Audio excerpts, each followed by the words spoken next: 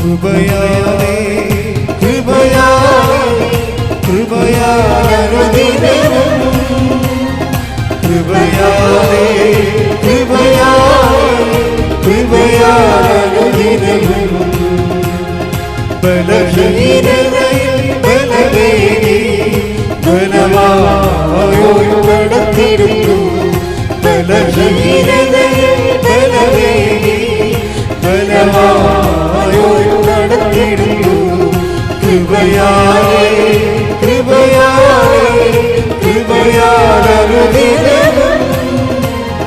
കൃപയാലേ കൃപയാലേ കൃപയാലനുദിനവും. പരിശുദ്ധ പരമ ദിവ്യകാരുണ്യത്തിന് ആരാധനയും സ്തുതിയും പുകഴ്ചയും. പണ്ട് 1ാം ക്ലാസ്സിലൊരു പാഠം ഉണ്ടായിരുന്നു. പശു നമുക്ക് പാല് തരുന്നു. ഓർക്കുന്നുണ്ടാവല്ലേ? ഞാൻ നിങ്ങളോട് ചോദിക്കണേ, ധ്യാനം നമുക്ക് എന്താണ് തരുന്നത്? നിങ്ങൾക്ക് പല ഉത്തരവുണ്ട്. നമുക്ക് യേശുവിനെ കുറിച്ചുള്ള അറിവ് നൽകുന്നു, രോഗസൗഖ്യം നൽകുന്നു, ആത്മശക്തി നൽകുന്നു. അങ്ങനെ പറയാമെങ്കിലും ധ്യാനത്തിൽ നമ്മൾ പ്രതീക്ഷിക്കേണ്ടത് ആധ്യാത്മിക പ്രബുദ്ധതയാണ്. പ്രബുദ്ധത കിട്ടിയില്ലെങ്കിലുള്ള കുഴപ്പമെന്ന് വെച്ച് കഴിഞ്ഞാൽ ഈ ക്ലൈമറ്റ് മാറുന്നതനുസരിച്ച് കൊണ്ട് ജീവിതത്തിലെ ക്ലൈമറ്റുകൾ മാറുകയെ, കാലാവസ്ഥകൾ ജീവിതത്തിൽ ഇപ്പം പുറത്ത് നമുക്ക് കാലാവസ്ഥ ഉള്ളതുപോലെ തന്നെ ജീവിതത്തിലും ഈ ദൈവാനുഭവത്തിലും വ്യത്യസ്തങ്ങളായ കാലാവസ്ഥകൾ വരും. ദൈവാനുഭവത്തിലും വ്യത്യസ്തങ്ങളായ കാലാവസ്ഥകൾ വരും. അപ്പോൾ കാലാവസ്ഥകൾ മാറുന്നതനുസരിച്ചുകൊണ്ട് ആൾക്കാർക്ക് എന്നാ സംഭവിക്കുമെന്നറിയാവോ? പ്രബുദ്ധത ഇല്ലെങ്കിൽ, ആധ്യാത്മിക പ്രബുദ്ധത ഇല്ലെങ്കിൽ ഈ ജീവിത കാലാവസ്ഥകൾ മാറുമ്പോൾ വിശ്വാസം തണുത്ത് പോകും. വിശ്വാസത്തിന് അങ്ങനെ ഒരു കുഴപ്പമുണ്ട്. വിശ്വാസത്തിന് ഇതുപോലെ തന്നെ മഞ്ഞുമുണ്ട്, അതുപോലെ തന്നെ വേനലും ഉണ്ട്. വേനലിൽ വിശ്വാസം ചൂടാകും, അപ്പോൾ അല്ലെങ്കിൽ വിശ്വാസം തണുത്ത് പോകും. മരവിച്ച വിശ്വാസം എന്ന് പറയും. അതിൻ്റെ കാരണം പ്രബുദ്ധതയില്ലാത്തത് കൊണ്ടാണ്. ആധ്യാത്മിക പ്രബുദ്ധതയില്ലെങ്കിൽ ആൻറ്റി ക്ലൈമറ്റ്സ്, എതിർ കാലാവസ്ഥ വരുമ്പോൾ വിശ്വാസം തണുത്ത് പോകും. അങ്ങനെ തണുത്ത വിശ്വാസം, അങ്ങനെ ഒരു ബൈബിളിൽ ഒരു വാക്കുണ്ടെങ്കിൽ എടുത്തത് ശ്രുതികട ഹല്ലേലൂയ. മത്തായി 24:12. മത്തായി 24:12. അധർമ്മം വർദ്ധിക്കുന്നതിനാൽ പലരുടെയും സ്നേഹം തണുത്തുപോകും. അപ്പോൾ സ്നേഹം, വിശ്വാസം, പ്രത്യാശ ഒരു ജനറയിലുള്ള ആൾക്കാരാണ്. ആധ്യാത്മിക ജീവിതത്തിൽ ദൈവാനുഭവത്തിൻ്റെ അപ്ഡേഷൻസ് വരണത് ഒരു വ്യക്തിക്ക് ആദ്യം വിശ്വാസം വരും. വിശ്വാസം കഴിഞ്ഞിട്ട് ആ വിശ്വാസം അത് മച്ചുറായി കഴിയുമ്പോൾ വിശ്വാസത്തിൻ്റെ ഫലമാണ് ഈ പ്രത്യാശ എന്ന് പറയുന്നത്. പ്രത്യാശ, ചില വിഷയങ്ങൾ പ്രത്യാശയ്ക്കും അപ്പുറത്ത് വരും. പ്രത്യാശ കൊണ്ട് ആശ്വാസം ലഭിക്കാത്ത സമയമുണ്ട്. അതെന്ന് വെച്ചാൽ ഒരു മകൻ കപ്പലിൽ പോയി, പിന്നെ അവൻ എന്തൊക്കെ കാര്യങ്ങൾ ചെയ്തതിനിടയ്ക്ക് സമയത്ത് അവനെക്കുറിച്ച് പിന്നീട് ഭാര്യയ്ക്ക് ആ ഭർത്താവിനെക്കുറിച്ച് പിന്നീട് കമ്പനിക്കാർ ഒരു അറിവും പറയണില്ല. അപ്പം അങ്ങനെ ഒരു 10-20 കൊല്ലം മുമ്പ് അങ്ങനെ എനിക്കൊരു അനുഭവം ഉണ്ടായി. ഒരു ഭാര്യ വന്ന് സങ്കടത്തോടെ പറയും, ഭർത്താവിനെ കപ്പലിൽ നിന്ന് മിസ്സായെന്ന് അവർ പറയുന്നു, എനിക്കൊരറിവും കിട്ടണില്ല, കമ്പനിക്കാരോട് വിളിക്കുമ്പോൾ അവരുമായിട്ടും ഒന്നും പറയണില്ല എന്ന് പറയും. അപ്പോഴവിടെ എവിടെയെങ്കിലും ഉണ്ടാകും, അല്ലെങ്കിൽ ഇറങ്ങി നിൽക്കുകയായിരിക്കും, എന്നെ വിളിക്കുമായിരിക്കും. അപ്പം ഞാനങ്ങനെ വെയിറ്റ് ചെയ്ത് ഇപ്പം 10-51 ദിവസമായിട്ടും കപ്പൽ കരയിൽ വന്നിട്ടും ഇപ്പോഴും ഒരറിവില്ല എന്ന് പറയും. അപ്പോൾ പ്രത്യാശയും പോയി. ഞാൻ അദ്ദേഹത്തിൻ്റെ അടക്കത്തിന് പോയായിരുന്നു. ആദ്യമായിട്ട് അങ്ങനെ ഒരു അടക്കം ചെയ്യണത്. എന്താ നമുക്ക് കൈ കിട്ടിയിരിക്കുന്നത്? ഒരു കുട്ടിക്കൂറ പൗഡറിൻ്റെ അത്രയുള്ള അതിൻ്റെ അടപ്പില്ലേ, അടപ്പിൻ്റെ അകത്ത് കൊള്ളാണ്ട് ചാരമാണ് നമുക്ക് കിട്ടണത്. അത്രേ ഉള്ളൂ. അവരത് ക്രിമേറ്റ് ചെയ്തിട്ട് ചാരം നമുക്ക് അയച്ചു തരും. ആ ചാരം എടുത്തിട്ടാണ് നമ്മൾ ഈ സ്റ്റോൾ വിട്ട് 10,000 ആൾക്കാരോട് ഞങ്ങൾ അടക്കാൻ പോയത്. അപ്പോഴാ വൈഫ് പക്ഷേ ഞാനോർത്ത് ഇവർ തകർന്ന് തരിപ്പ്, കാരണം 3 കുഞ്ഞുങ്ങളാണ് ഉള്ളത്. അവർ കഴിഞ്ഞ മാസം ഇവിടെ വന്നിട്ടുണ്ടായിരുന്നു, എത്രയോ വർഷങ്ങൾക്ക് ശേഷം. അപ്പോൾ ഞാൻ കുഞ്ഞുങ്ങളൊക്കെ എവിടെയൊക്കെ എത്തി എന്നൊക്കെ എല്ലാം ചോദിച്ചു. ഈ തിരക്കിനാണെങ്കിൽ അവരെ കണ്ടപ്പോൾ അവരോടെല്ലാം ചോദിച്ചു. ആ ഒരു കാലഘട്ടം കഴിഞ്ഞു, അവർ അതിജീവിച്ചതിനാണ്. ഈ പ്രത്യാശയും പോകുമ്പോൾ പിന്നെ ഉള്ളത് സ്നേഹം മാത്രമേ ഉള്ളൂ. ആരിലുള്ള സ്നേഹം? ദൈവത്തിലുള്ള സ്നേഹം. വിശ്വാസം നമുക്ക് എന്ത് തരുന്നു എന്ന് നിങ്ങൾ എന്നോട് ചോദിച്ചാൽ ഞാൻ നിങ്ങളോട് പറയും, വിശ്വാസം നമുക്ക് ദൈവസ്നേഹം തരുന്നു എന്ന് പറയും. വിശ്വാസം നമുക്ക് എന്ത് തരുന്നു എന്ന് ചോദിച്ചാൽ വിശ്വാസം നമുക്ക് ദൈവസ്നേഹം തരുന്നു. കാര്യം വിശ്വാസം മൂത്ത് അതിൻ്റെ ഫലം നമ്മുടെ ആത്മാവ് അനുഭവിക്കുന്നത്, ഇപ്പം നമ്മൾക്കുണ്ടെന്ന് പറയുന്ന വിശ്വാസം ഈ അനുഗ്രഹത്തിൻ്റെ ലെവലിലുള്ള ഒരു 4ാം ക്ലാസ് വിശ്വാസമാണ്.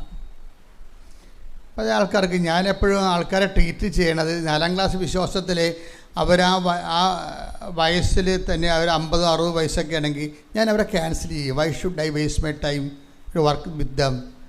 അപ്പം നിങ്ങളവർക്ക് എന്തിനാണെങ്കിൽ വലിയമ്മമാരോട് ഇങ്ങനെ ചൂടാകണമെന്ന്, അതല്ല പ്രശ്നം. അവർ 70 വയസ്സായിട്ട് 4ാം ക്ലാസ്സിലെ വിശ്വാസത്തിലാണ് ഇപ്പോഴും ജീവിക്കുന്നത്. എന്നെപ്പോലെ ഒരാൾ എന്തിനാണ് എൻ്റെ അമൂല്യമായ സമയം അവർക്ക് ഇൻവെസ്റ്റ് ചെയ്യണത്? അവരിന്നെ വളരത്തില്ല. അവരിങ്ങനെ ഓരോരോ കുഞ്ഞു കുഞ്ഞു കാര്യങ്ങൾക്ക് ദൈവത്തിനെ ഇങ്ങനെ നിലയം വിളിച്ച് നടക്കുമെന്നല്ലാതെ അവർ പണ്ട് പോലെ ഇതിൻ്റെ ഒരു പരിപാടി ഇന്ന് വരെ അവർ വിശ്വാസത്തിൽ നിന്ന് പ്രത്യാശയും ദൈവസ്നേഹത്തിലേക്കോ അവർ ആത്മാവിൽ കനം വെച്ചിട്ടില്ല. അപ്പോൾ ഒരു പഠിക്കാത്തൊരു കുട്ടികളെ പിന്നെ നമ്മൾ പഠിപ്പിച്ച് തല തുരന്ന് കുത്തിക്കയറ്റിയിട്ട് വല്ല കാര്യമുണ്ട്? പഠിക്കാത്തവരെ വരെ തൊഴിലെടുത്ത് ജീവിക്കാൻ വേണ്ടി വിടും, അത്രയേ ഉള്ളൂ. പഠിക്കാത്തവരെ നമ്മൾ എന്ത് ചെയ്യും? തൊഴിലെടുത്ത് ജീവിക്കാൻ വിടും. വേസ്റ്റ് അവരെ പഠിപ്പിച്ച് നമ്മൾ സമയം കളഞ്ഞ് കാശ് മുടക്കി വേസ്റ്റ് ചെയ്യത്തില്ല.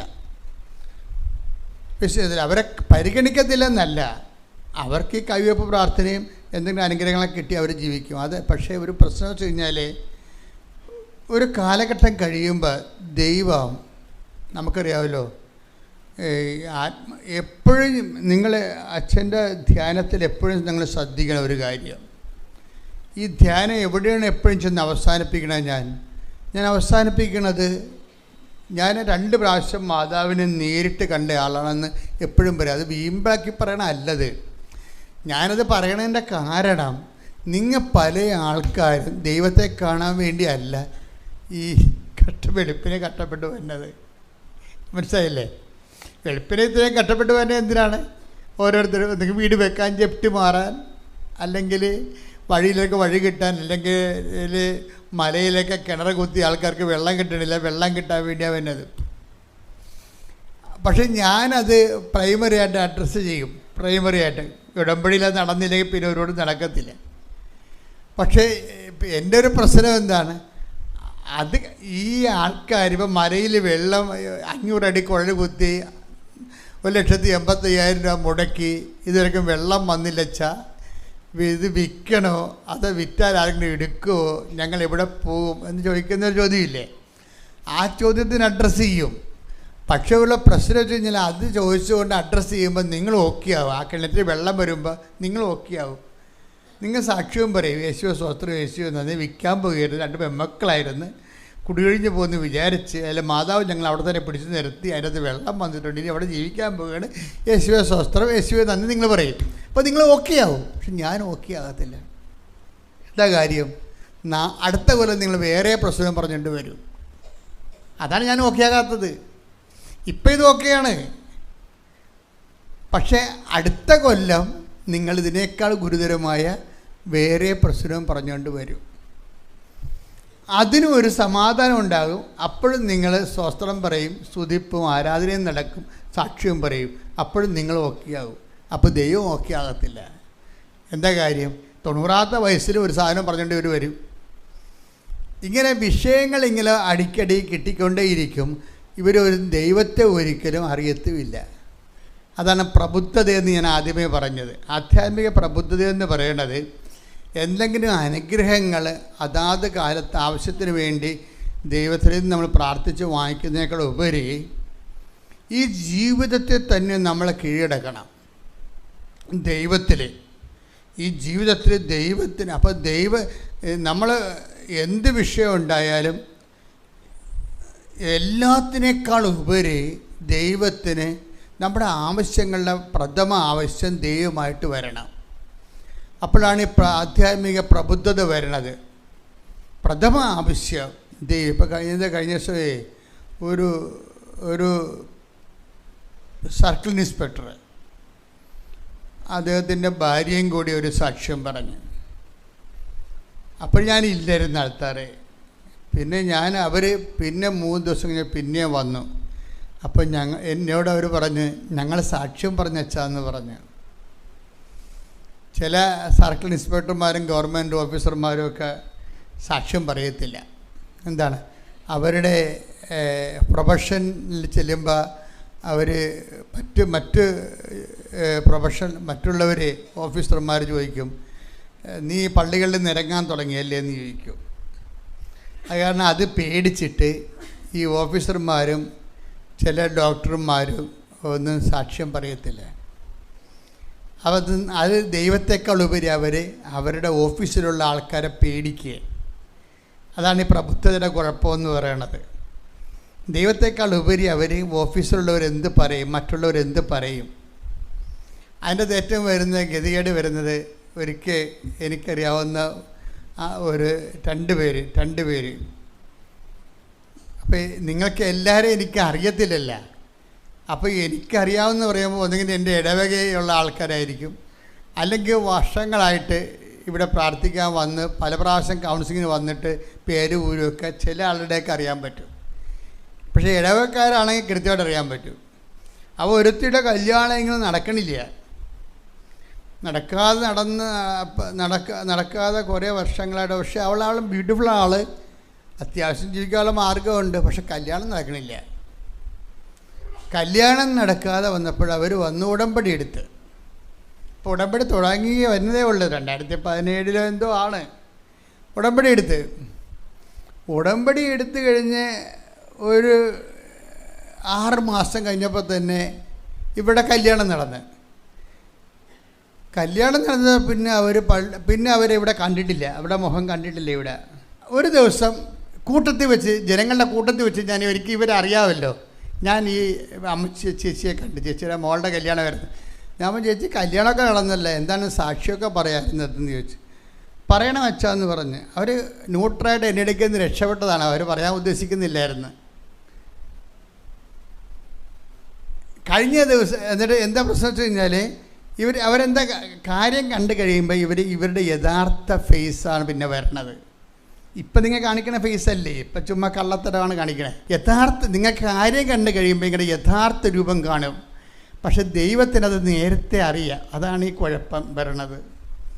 പിന്നെ ഞങ്ങളെപ്പോലുള്ളവരുടെ മധ്യസ്ഥ പ്രാർത്ഥന കൊണ്ട് നിങ്ങൾ രക്ഷപ്പെടണതാണ്.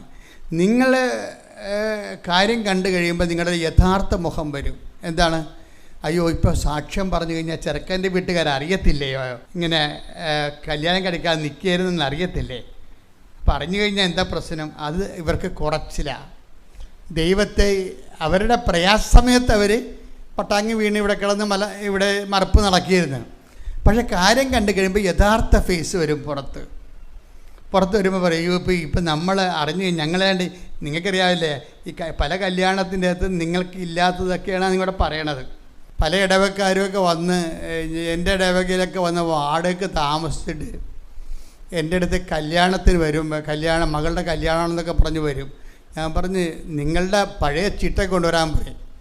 കാരണം നിങ്ങളവിടെ തട്ടിപ്പായി വെട്ടിപ്പായി നടത്തിയിട്ട് പഴയ ഇടവകയിൽ നിന്ന് വന്ന് ഇവിടെ താമസിക്കുകയാണോ? എനിക്കാണെങ്കിൽ നേരിട്ട് നോക്കി സംസാരിക്കേണ്ട പരിപാടിയാണ് ഉള്ളത്. നിങ്ങൾ പഴയ ഇടവക വല്ല തട്ടിപ്പോ വെട്ടിപ്പോ നടത്തിയിട്ട് നിങ്ങളിവിടെ വന്ന് ഇപ്പോൾ തൽക്കാലം താമസിച്ചിട്ട് ഞങ്ങളുടെ കണ്ണിൽ പൊടി ഇട്ടിട്ട് നിങ്ങൾ കല്യാണം നടത്തിയിട്ട് പിന്നെ തിരിച്ചു പോകാൻ വേണ്ടിയുള്ള പരിപാടി വല്ലതുമാണ്. അതുകൊണ്ട് നിങ്ങൾ ഈ ഇടവക എടുക്കേണ്ട പ്രശ്നമൊന്നും ഇല്ലെന്ന് പറയും. കാര്യം അങ്ങനെ പോയി ഇടവക എടുക്കാൻ നമുക്ക് അനുവാദമില്ല. കോസ്റ്റി ഡൊമിസൈൽ എന്ന് പറയും. ഇവർ വാടകക്കാരല്ലേ, തൽക്കാലം താൽക്കാലിക ആൾക്കാരാണ് ഇവിടെ വരും. അപ്പോൾ ഇങ്ങനെ താൽക്കാലിക ആൾക്കാർ കല്യാണത്തിന് വരുമ്പോൾ അതിൻ്റെ അർത്ഥം എന്തോ തരികടയാണെന്നുള്ളത് എല്ലാ വികാരിച്ചന്മാർക്കും അറിയാം. ഒരിക്കലും അച്ഛന്മാർ പൊട്ടന്മാരാണെന്ന് വിചാരിക്കരുത്. നിങ്ങളോടത് അവർക്ക് മാന്യന്മാരായതുകൊണ്ട് നിങ്ങളുടെ തട്ടിപ്പ് അവർ നിങ്ങളോട് പറയത്തില്ല. എനിക്കത്ര വലിയ മാന്യത ഇല്ലാത്തതുകൊണ്ട് ഞാനുള്ളത് മുഖത്ത് നോക്കി പറയും.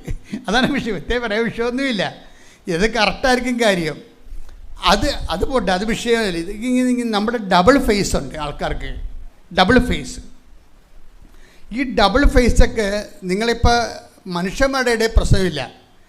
ദൈവത്തിരുസന്നിധി ഡബിൾ ഫേസ് ഉണ്ടെങ്കിൽ നിങ്ങളുടെ പല കാര്യങ്ങളും നല്ല പെൻഡിങ് വരും. പ്രൈവറ്റ് ലൈഫ് ഒരു രീതിയിൽ പോകും, ദൈവമായിട്ടുള്ള ജീവിതം ആ പ്രാർത്ഥനയും കാര്യമായിട്ട് മുന്നോട്ട് പോകും. ഇത് ടാലി ആകാത്ത കാരണം ഉടമ്പടി ബ്ലോക്ക് ചെയ്ത് നിൽക്കും. ഉടമ്പടിയുടെ കുഴപ്പമല്ലത്, നിങ്ങൾ ഡബിൾ ഫേസ് കാണിച്ചിട്ടാണ്. നിങ്ങൾ ദൈവത്തിന് അറിയാം. ഇപ്പം ഞാൻ കഴിഞ്ഞ ദിവസം പറഞ്ഞു തോന്നുന്നത്, ഞാൻ ഫിലാഡൽഫിയ പോയി ധ്യാനിപ്പിച്ചപ്പോൾ ആ ധ്യാനം കഴിഞ്ഞപ്പോൾ ഒരു പാലക്കാരൻ ജോർജ് അച്ഛൻ്റെ പള്ളിയിലാണ് ധ്യാനിപ്പിക്കുന്നത്. അവിടെ ലാറ്റിനിലൊരു അച്ഛൻ വന്നിട്ടുണ്ടായിരുന്നു, നമ്മുടെ ട്രിവാൻഡ്രം രൂപതയെന്ന്. ആ അച്ഛൻ എന്നോട് പറഞ്ഞു, അച്ഛാ എന്ത് നല്ല ധ്യാനമാണ് ഈ ഉടമ്പടി. ചിക്കാഗോയിൽ നിന്ന് അച്ഛൻ വന്നിട്ടുണ്ടായിരുന്നു. എന്തൊരു നല്ല ധ്യാനമാണിത്. ഞങ്ങളുടെ അപ്പം ചിക്കാഗോയിൽ ഞാൻ ധ്യാനം നടത്തിയിട്ടാണ് ഫിലാഡൽഫിയയിൽ വന്നത്. ഫിലാഡൽഫിയയിൽ അച്ഛൻ വന്ന് സഹായിച്ച്. അപ്പം അച്ഛൻ പറഞ്ഞ് ധ്യാനം കഴിഞ്ഞപ്പോൾ അച്ഛൻ പറഞ്ഞു, അച്ഛാ എന്ത് 2 ധ്യാനം കഴിഞ്ഞപ്പോഴായിരുന്നു പറഞ്ഞ്, എന്തൊരു നല്ല തങ്കപ്പെട്ട ധ്യാനമായത്, എന്തൊരു അഭിഷേകമാണ് ആൾക്കാർക്ക്, എന്തൊരു മാറ്റമാണ്. പിന്നെ എൻ്റെ ഫോളോ അപ്പ് ഇതിൻ്റെ കൂടെ തന്നെ ഉണ്ടല്ലോ.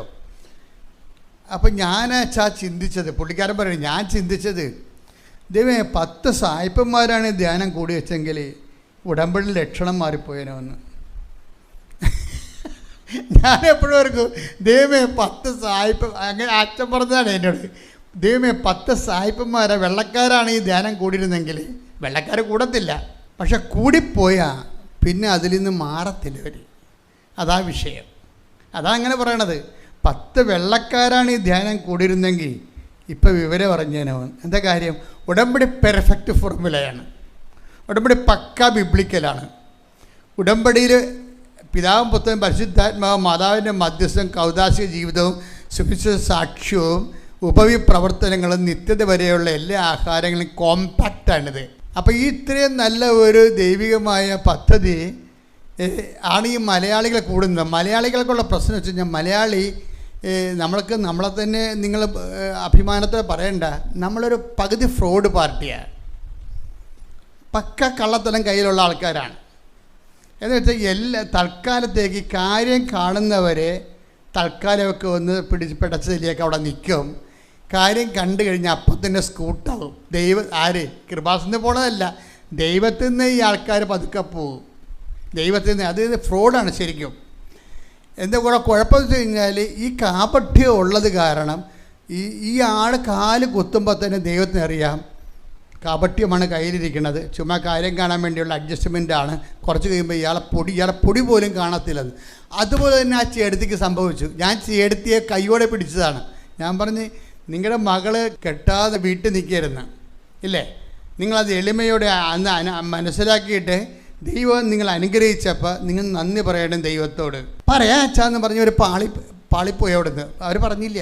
പിന്നെ ഒരു 3 കൊല്ലം കഴിഞ്ഞപ്പോൾ ഇവർ പഴയതുപോലെ തന്നെ, പണ്ട് ഇവർ വന്ന ആൾക്കാരുണ്ടല്ലോ, ഇവർ വന്നത് ആദ്യം കെട്ടാതെ നടന്ന കാലത്ത് ഇവർ വന്നത് അപ്പനും അമ്മയും ഈ മകളും പരിവാര സഹിതമാണ് നിലവിളിക്കാൻ വേണ്ടി വന്നത്. അവർ നിലവിട്ട് കാര്യം കണ്ടുപോയിട്ട് പിന്നെ സാക്ഷ്യം പറയാനോ ദൈവത്തോട് നന്ദി പറയാനോ ഇവർ വന്നില്ല. എന്നെക്കൊണ്ടും ദൈവം ഇവർ നേരത്തെ കാണിച്ച്, ഞാൻ നേരത്തെ ഇവരോട് നേരിട്ട് പറഞ്ഞിട്ട് പോലും അവരവിടുന്ന് കൂട്ടായി. അപ്പോൾ ഇവരുടെ പറ്റിപ്പാണെന്ന് ദൈവത്തിനും അറിയാം. പക്ഷേ എന്ത് ചെയ്യും, നിങ്ങൾ ഇങ്ങനെ ഞാൻ എപ്പോഴും നിങ്ങൾ പറയാം, എന്താണ് ഓന്തോടിയ വെയിൽ വരെ അത്രേ ഓടാൻ പറ്റത്തുള്ളൂ. തൽക്കാലം കാര്യം കണ്ടു എന്ന് വിചാരിച്ചുകൊണ്ട് ദൈവത്തിൻ്റെ കണ്ണി പൊടിയിട്ട് സ്കൂട്ടാകാമെന്ന് വിചാരിച്ചാൽ ഓടാൻ പറ്റത്തില്ല നമുക്ക്. പിന്നെ ഇവർ 3 കൊല്ലം കഴിഞ്ഞപ്പോൾ ഇതുപോലെ തന്നെ ഫാമിലി മൊത്തമായിട്ട് കണ്ണീരും കൈയുമായിട്ട് എൻ്റെ അടുത്ത് വന്നു. ഞാൻ എന്ത് പറ്റി? ആ ചെറുക്കനെ കാണാനില്ലെന്ന്. ചെറുക്കനെ ഇന്നുവരെ കണ്ടിട്ടില്ല. അവൻ എവിടെ പോയെന്നറിയാൻ പാടില്ല. ആരോ പറഞ്ഞ് അവൻ എവിടെയോ ഇറങ്ങിയിട്ട് ആരാണ്ടിൻ്റെ കൂടെ പോയെന്ന്. എനിക്ക് പോട്ടെ, ഇതാണ് വിഷയം. ഇതുപോലെ അതായത് ദൈവത്തിന് ഏറ്റുപറയാൻ ചില ആൾക്കാർക്ക് കുറച്ചില്ല.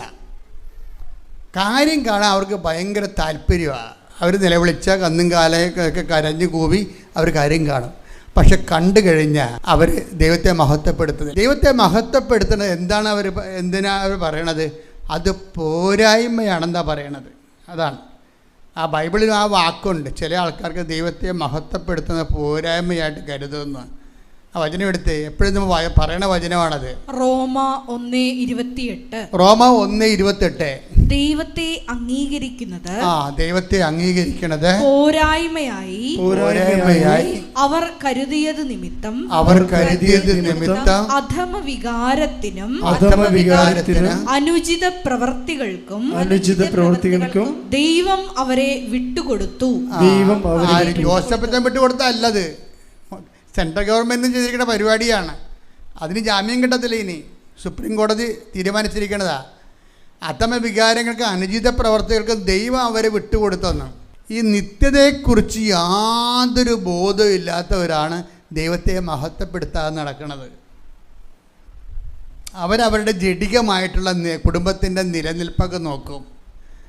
അല്ലെങ്കിൽ വീട്ടിൽ വരുമ്പോൾ നിങ്ങൾ അവിടെ പോയി സാക്ഷ്യം പറഞ്ഞാൽ ഇതൊക്കെ ഞങ്ങൾക്കത് കേടാണ് എന്ന് ആരെങ്കിലും ജഡിക സന്തതി ലോകസന്തതി പറഞ്ഞാൽ അവരെ പേടിച്ച്, ദൈവത്തെ പേടിക്കുന്നതിനേക്കാൾ അവർ നിങ്ങളുടെ കുടുംബത്തിലുള്ളവരെയും കൂട്ടക്കാരെയും തറവാട്ടുകാരെയും പേടിക്കും. കാര്യം തറവാട്ടുകാർ പറയണത് അവർ ഏതോ ഒരു വലിയ പുള്ളികളാണ് പൂർവികർ. അങ്ങനെ കുഞ്ഞുങ്ങളെല്ലാം രക്തത്തോട് രക്തം ഇങ്ങനെ പറഞ്ഞിട്ട് അവിടെ മഹിമ പറഞ്ഞിട്ട് ഇവരെ ഒരു പരുവാക്കി. ചില കുടുംബം കണ്ടിട്ടില്ലേ, നിങ്ങളുണ്ടല്ലേ? പല കുടുംബങ്ങളും നോക്കിയാൽ മനസ്സിലാകും. തകർന്ന് തരിപ്പണമായി നാമാവിശേഷമായി ജീവിക്കാനും പൊറുക്കാനും ആരുമില്ലാതെ പട്ടിയും കയറി കിടക്കുന്ന കുടുംബങ്ങൾ കണ്ടിട്ടില്ലേ? ഇവരെല്ലാം ഭയങ്കര തറവാട്ട് മഹിമ തലമുറകൾ തോറും പറഞ്ഞു കയറ്റി ദൈവത്തെക്കാൾ വലിയ ആഠ്യത്വം പറഞ്ഞ് വിളമ്പിയ പാരമ്പര്യക്കാരാണ്. പല പാരമ്പര്യക്കാരും ഇങ്ങനെ നിലം പരിശായി കിടക്കുന്നത് നിങ്ങൾ കാണുന്നില്ലേ കേരളത്തിൽ? അപ്പോഴെപ്പോഴും നമ്മൾ ഓർക്കേണ്ട വിഷയം ഇതാണ്: ദൈവത്തെ മറന്ന് ഒരു കാര്യവും നിങ്ങൾ ചെയ്യരുത്. ഈ സായിപ്പിനെ കാണുമ്പോൾ കവാത്ത മറക്കണ പോലെ ഒരു കാര്യവും നിങ്ങൾ കുടുംബമോ മഹിമയോ പാരമ്പര്യമോ അല്ലെങ്കിൽ അവരെന്ത് വിചാരിക്കും ഇവരെന്ത് വിചാരിക്കും നിങ്ങളുടെ ഓഫീസിൽ എന്ത് വിചാരിക്കും നിങ്ങളുടെ ബന്ധുക്കൾ എന്ത് വിചാരിക്കും ക്ലബ്ബുകാരെന്ത് വിചാരിക്കും നിങ്ങളെ കുറച്ച് കാണിക്കുമോ നിങ്ങളെ കുറച്ച് എഴുതി തള്ളുവോ എന്നൊക്കെ വിചാരിച്ചിട്ടാണ് നിങ്ങളെ പലരും ദൈവത്തെ ഏറ്റുപറയാത്തത്. പക്ഷേ ചില ആൾക്കാർ അതിൻ്റെ അപ്പുറത്ത് ദൈവത്തെ ഏറ്റുപറയണ കാണാം. ഇപ്പോൾ കഴിഞ്ഞ ദിവസങ്ങളിലുള്ള സാക്ഷ്യങ്ങൾ എനിക്ക് പുതിയ തലമുറയെ കണ്ടപ്പോൾ എനിക്ക് ഭയങ്കര സന്തോഷം. ഇപ്പോൾ സഞ്ജു സാംസൺ ക്രിക്കറ്റിലെ, അതുപോലെ തന്നെ ശ്രീജ IFS, അപ്പോൾ അവരൊക്കെ എന്താ ചെയ്യണത് ശരിക്കും പറഞ്ഞാൽ അവർക്ക് കിട്ടിയ ആ ഒരു അനുഗ്രഹത്തിന് അവർ ദൈവത്തെ ഇങ്ങനെ ഏറ്റുപറയണ കേൾക്കാൻ എന്ത് രസമാണ്. അപ്പോൾ പുതിയ തലമുറ കുറച്ച് ബോധം വെച്ചിട്ട് അവർ കൃത്യമായി വിശ്വാസത്തിലേക്ക് വരിക മാത്രമല്ല വിശ്വാസം ഏറ്റു പറയുന്നുണ്ട്. ഇപ്പോൾ ലോകോത്തരവുമായ ദേശീയ വിജയം കൈവരിക്കുമ്പോഴും അതിൽ ഒന്നാം സ്ഥാനം ദൈവത്തിന് കൊടുത്ത് സംസാരിക്കാൻ വേണ്ടി മാത്രം പുതിയ തലമുറ നട്ടലുള്ള തലമുറയാണ് വരണത്. ശ്രദ്ധിക്കട്ടെ. ഹല്ലേലൂയ ഹല്ലേലൂയ ഹല്ലേലൂയ യേശുവേ നന്ദി. ഹല്ലേലൂയ ഹല്ലേലൂയ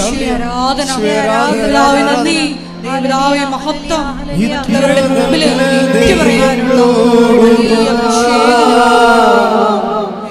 എന്തു ചെയ്തു നന്ദി ചൊല്ലിടും എന്റെ കൊച്ചു ജീവിതത്തെ നിന്നെ മുൻപിൽ കാഴ്ചയേകിട ഇത്ര നല്ല ദൈവത്തോടും എന്തു ചെയ്തു നന്ദി ചൊല്ലിടും എന്റെ കൊച്ചു ജീവിതത്തെ നിന്റെ മുൻപിൽ കാഴ്ചയേകിട.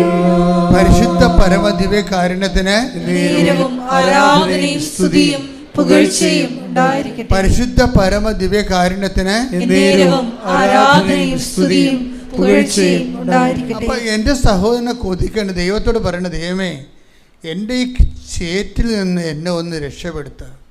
എന്തിനാണ് രക്ഷപ്പെടുത്തുന്നത്? എനിക്ക് നിനക്ക് സാക്ഷ്യം വഹിക്കാൻ വേണ്ടിയാണ്, നിന്നെ മഹത്വപ്പെടുത്താൻ വേണ്ടിയാണ്. അത് പറയണം. നിന്നെ മഹത്വപ്പെടുത്താൻ വേണ്ടിയാണ്. അപ്പം അങ്ങനെ എന്താ ഈ സാക്ഷ്യം ഞാൻ തുടങ്ങി വെച്ചതെന്ന് വെച്ചാൽ, അതായത് കഴിഞ്ഞ ദിവസം ഞാൻ പറഞ്ഞില്ലേ, 2 ഷാലു സംഗീത് 2 പേര് ഒരു സാക്ഷ്യം പറഞ്ഞു. അതാണ് ഞാൻ പറഞ്ഞ ഷാലു എന്ന് പറയുന്നത് വൈഫാണ്, അതുപോലെ സംഗീതം എന്ന് പറയുന്നതാണ് ആ സർക്കിൾ ഇൻസ്പെക്ടർ. അപ്പോൾ ഇവർ നമ്മുടെ ഉടമ്പടി മാതാവ് തരണ ഒരു കാലം ഉണ്ടായിരുന്നു, അതേതാണ് 2014. ഉടമ്പടി വന്നില്ല. ഉടമ്പടിയുടെ പ്രാഥമികമായ പ്രത്യക്ഷിക പ്രാർത്ഥന കിട്ടിയത് 2014 അപ്പോൾ 2014 13 വന്ന ആൾക്കാരാണ് ഈ ഷാലുവും സംഗീതവും. അപ്പം അന്ന് അങ്ങേര് പോലീസാണ്, SI ആണോ എന്നറിയത്തില്ല, ഇന്നിപ്പോൾ സർക്കിളാണ് അങ്ങേര്, അന്ന് പോലീസാണ്. ഷാലു അദ്ദേഹത്തിൻ്റെ വൈഫ്. അപ്പോൾ അവർ വന്നതിന് ശേഷം അവർ വന്നത് കാര്യം അവർ 2012 മുതലൊക്കെ വരണമെന്ന് തോന്നണം, പക്ഷെ അവർക്ക് മക്കളില്ല. അപ്പം അന്നൊരു 2-3 കൊല്ലമായിരുന്നു മക്കളില്ല അവർക്ക്. അപ്പോൾ അവർ കൗണ്ടൊക്കെ ടെസ്റ്റ് ചെയ്തപ്പോൾ മക്കളെ കിട്ടാൻ സാധ്യതയില്ല. വൈഫിന് പീരീഡ്സ് ഇറഗുലർ പീരീഡാണ്, അതുതന്നെയല്ല ഹസ്ബൻഡിന് മക്കളെ കിട്ടാൻ സാധ്യതയില്ല, കൗണ്ടിൻ്റെ പ്രോബ്ലം ഉള്ളതിനെ കിട്ടാനേ സാധ്യതയില്ല. അപ്പോൾ അവരൊരു 2 കൊല്ലം അച്ഛൻ്റെ അടുത്ത് ഇങ്ങനെ പ്രാർത്ഥിച്ചെന്ന്. ഉടമ്പടി ഇല്ല, കൗൺസിലിംഗ് മാത്രമേ ഉള്ളൂ, ധ്യാനവും കൗൺസിലിങ്ങേ ഉള്ളൂ. ധ്യാനത്തിൽ കൂടും, അച്ഛനെ വന്ന് മെസ്സേജ് എടുപ്പിക്കും, അങ്ങനെയൊക്കെ പോകുന്നൊരു കാലമായിരുന്നു. അപ്പോൾ അവർ പറഞ്ഞു, അച്ഛാ ഞങ്ങൾ അഡോപ്റ്റ് ചെയ്യണമെന്ന് ചോദിച്ച്. അപ്പോൾ കുഞ്ഞിന് കിട്ടാൻ സാധ്യതയില്ലെന്ന്, ഹസ്ബൻഡിന് കൗണ്ട് ഇല്ലാത്ത അങ്ങനെ എന്തോ പ്രശ്നമാണ്. അപ്പോൾ അവർക്ക് കുട്ടിയെ കിട്ടത്തില്ലെന്ന് അവർക്ക് മനസ്സിലായി കഴിഞ്ഞപ്പോൾ അവർ 2 കൊല്ലം അതിനുവേണ്ടി പ്രാർത്ഥിക്കുകയും. അപ്പോൾ ഞാനവരെ ഓർക്കുന്നുണ്ട്. കാര്യം ഓർക്കാൻ കാരണം ഇവരുടെ പോയപ്പോൾ അവർ പള്ളിയിൽ എന്നെ കാണാൻ വന്നപ്പോൾ രാത്രി ഞാനിവിടെ വീട്ടിൽ പോയിട്ടുണ്ട്. അങ്ങനെ എൻ്റെ ഓർമ്മയിലുണ്ട് അവർ. അപ്പോൾ ധ്യാനിപ്പിക്കാൻ വന്നപ്പോൾ നമ്മൾ ഓരോ ഇടവകയിലൊക്കെ അന്ന് ധ്യാനിപ്പിച്ച് നടക്കും. ഞാനിപ്പോൾ ഇടവകയിലൊക്കെ ധ്യാനിപ്പിച്ച് നടക്കുന്ന കാലമാണ്. അപ്പോൾ അവരുടെ എവിടെയോ ഇടവകയിൽ ധ്യാനിപ്പിക്കാൻ ചെന്നപ്പോൾ ഇവരെന്നെ കാണാൻ വന്നപ്പോൾ ഞാൻ രാത്രിയാണെങ്കിൽ ശരി ഇവരുടെ കൂടെ പോയി അവരുടെ വീട്ടിലൊക്കെ പോയി പ്രാർത്ഥിച്ച് പോന്നു. അപ്പോൾ അതുകൊണ്ട് ഇവർ ഓർക്കുന്നുണ്ട് ഞാൻ. അപ്പോൾ ഇവരെന്നോടൊരു ദിവസം ചോദിച്ചു, ഞങ്ങളിനി കുട്ടികളെ കിട്ടത്തില്ലല്ലോ അച്ഛോ, അപ്പോൾ ഇനി ഞങ്ങൾ അഡോപ്ഷനിലേക്ക് പോകട്ടെ എന്ന് ചോദിച്ചു. അപ്പം ഞാൻ പറഞ്ഞു വെയിറ്റ് എന്ന് പറഞ്ഞ് ചോദിച്ചു. വെയിറ്റ് എന്ന് പറഞ്ഞാൽ എന്താണ്, ചോദിച്ചിട്ട് പറയാം. ആരോട്? ഈ വിഷയത്തിൽ ഈശോയ്ക്ക് തീരുമാനം ഉണ്ടാവുമല്ലോ. അപ്പോൾ ഞാനത് പിന്നെ വന്ന് ഈശോയോട് പ്രാർത്ഥിച്ചിട്ട് ചാർട്ടിങ് മെസ്സേജ് എടുത്ത്. കാര്യം 3 കൊല്ലമായിട്ട് നടക്കണമല്ലേ, അപ്പോൾ അവർക്ക് ഇതിനൊരു തീരുമാനം എടുത്ത് കൊടുക്കണം നമ്മൾ. ആ ഉടമ്പടി ഇപ്പോൾ അത് നിങ്ങൾ എന്നോട് സന്ദേശം ചോദിക്കുമ്പോൾ ഞാൻ ഉടനെ നോക്കണത് എന്താണ്, ഉടമ്പടിയുടെ മച്യൂരിറ്റി നോക്കും. അല്ല നിങ്ങളിപ്പോൾ ഒന്ന് പുതുക്കിച്ച് വന്നിട്ട് സന്ദേശം വേണമെന്ന് പറഞ്ഞാൽ ഞാൻ എടുക്കത്തില്ല. കാര്യം എന്താണ്, നിങ്ങളിവിടെ ഉടമ്പടി വന്നതല്ലേ ഉള്ളൂ. ഉടമ്പടിയെക്കുറിച്ച് പഠിക്കണമെങ്കിൽ തന്നെ ഉടമ്പടി 1-2 പുതുക്കേണ്ടി വരും. 1-2 പുതുക്കി അത്രയും ധ്യാനങ്ങൾ പുതുക്കിയിട്ടും കാര്യമില്ല. അത്രയും കാലത്തെ ധ്യാനങ്ങൾ കൃത്യമായിട്ട് കൂടണം, അത്രയും കാലത്തെ വചനങ്ങൾ വായിക്കണം. ഇതൊന്നും ചെയ്യാതെ വചനവും വായിക്കത്തില്ല, ധ്യാനവും കൂടത്തില്ല, ഒന്ന് പുതുക്കിച്ച് സന്ദേശം ചോദിച്ചാൽ ഇവരോട് ദൈവം സംസാരിക്കത്തില്ല. അതെനിക്കറിയാവുന്ന കാരണം ഞാൻ സമയം വേസ്റ്റ് ചെയ്യത്തില്ല. കാരണം നമ്മൾ 1-2-3 പുതുക്കണേ എന്തിനാണ്? നിങ്ങൾ അതിൻ്റെ ഉള്ളിൽ ഉടമ്പടിയുടെ കമ്പൽസറി ആയിട്ടുള്ള സംഭവമാണ് ഉടമ്പടി ധ്യാനം. ഉടമ്പടി ധ്യാനത്തിലൂടെയാണ് ഈശോ സംസാരിക്കുന്നത്, അപ്ഡേഷൻസ് വരണത്. അതും പിന്നീട് നിങ്ങൾ ദിവസവും വായിക്കുന്ന ധ്യാനങ്ങൾ, വചനങ്ങൾ, പിന്നെ നിങ്ങൾ ചെയ്യുന്ന ഉപവിപ്രവർത്തനങ്ങൾ, സുവിശേഷ വേലകൾ, ഇതൊക്കെ ചെയ്തു വരുമ്പോൾ ദൈവമായിട്ട് നല്ലൊരു പരുവം വരും. ദൈവമാണെങ്കിൽ യോഗ ഫിസിക്കാണ്, ഒരുമാതിരിപ്പെട്ട മനുഷ്യനോട് ഓപ്പൺ ചെയ്യത്തില്ല. അതാണ് വിഷയം. കർത്താവ് മിണ്ടിയില്ലെന്നൊക്കെ പറയത്തില്ലേ, അതുപോലുള്ള സിറ്റുവേഷനാണ്, മിണ്ടത്തില്ല. അപ്പം അതുകൊണ്ട് തന്നെ ഈ വെറുതെ മെസ്സേജ് എടുക്കാൻ പറ്റത്തില്ല. ഇവർ 3 കൊല്ലമായപ്പോൾ എനിക്കൊരു ബാധ്യതയുണ്ട്, ദൈവത്തിനൊരു ബാധ്യതയുണ്ട്. എനിക്ക് മാത്രമല്ലല്ലോ ബാധ്യത. 3 കൊല്ലം കർത്താവിൽ നിന്ന് വിളിച്ച് ഒരു കാര്യത്തിൽ നടക്കണ ദൈവത്തിനും ബാധ്യതയില്ലേ? അപ്പോൾ ഇവർ സത്യസന്ധമായിട്ട് വിശ്വസ്തമായിട്ട് ജീവിക്കുന്ന ആൾക്കാരാണ്. അപ്പോൾ അവരെന്നോട് ചോദിക്കണം, ഞങ്ങൾ അഡോപ്ഷനിലേക്ക് പോട്ടെ, ദത്തെടുക്കട്ടെ എന്നാണ് ചോദിക്കണത്. ദത്തെടുക്കണമെങ്കിൽ ഒരു പ്രായമുണ്ടല്ലോ. ഇവിടെ 2 പേരുടെയും വയസ്സ് കൂട്ടിയിട്ട് എന്തോ 90 താഴെ എന്തൊക്കെ വരണം. അപ്പോൾ അങ്ങനെ വരുമ്പോൾ അങ്ങനെ ആ പ്രായം കഴിഞ്ഞാൽ പിന്നീട് ദത്തെടുക്കാനും പറ്റത്തില്ല, ആസ്തികൾ കുറഞ്ഞാൽ ദത്തെടുക്കാൻ പറ്റത്തില്ല. അപ്പോൾ ഇപ്പോൾ ആസ്തികളുള്ള സമയത്ത് ദത്തെടുക്കുകയാണെങ്കിൽ നിയമപരമായിട്ട് ഗവൺമെൻറ് അനുവദിക്കും. അപ്പോൾ ഞങ്ങൾ ദത്തെടുക്കട്ടെ എന്ന് ചോദിച്ചു. അപ്പോൾ ഞാൻ പറഞ്ഞപ്പോൾ ചോദിച്ചിട്ട് പറയാമെന്ന് പറഞ്ഞു. അപ്പോൾ ചോദിച്ചിട്ട് പറയാമെന്ന് പറയുമ്പോൾ എനിക്കൊരു ആത്മവിശ്വാസമുണ്ട്. എന്താണ്? ഈ വിഷയത്തിൽ കർത്താവ് സംസാരിക്കും. കാര്യം അതിൻ്റെ ന്യായവും നീതിയൊക്കെ ഉണ്ട്. ഇപ്പം ഞാൻ കർത്താവിനോട് ചോദിച്ചിട്ട് ചാർട്ടി മെസ്സേജ് ഇട്ടിട്ട് അവരെ കൊണ്ട് അടയാളപ്പെടുത്തി എടുപ്പിച്ചു. അവരറിയാത്ത മെസ്സേജ് അവരെ കൊണ്ട് അടയാളപ്പെടുത്തി എടുപ്പിച്ചു. അപ്പോൾ ഷാർപ്പായിരിക്കും അത്. അപ്പോൾ ഞാൻ പറഞ്ഞ് അഡോപ്ഷൻ എടുക്കേണ്ടെന്ന് ഈശോ പറയണം. അഡോപ്ഷൻ എടുക്കരുത്, വെയിറ്റ് ചെയ്യാൻ പറയുന്നുണ്ടെന്ന് പറഞ്ഞു. അപ്പോൾ വെയിറ്റ് ചെയ്യാൻ, അഡോപ്ഷൻ എടുക്കരുത്, നിങ്ങളൊരു കാരണവശാലും ദത്തെടുക്കരുത്, പിന്നെ എന്ത് ചെയ്യണം?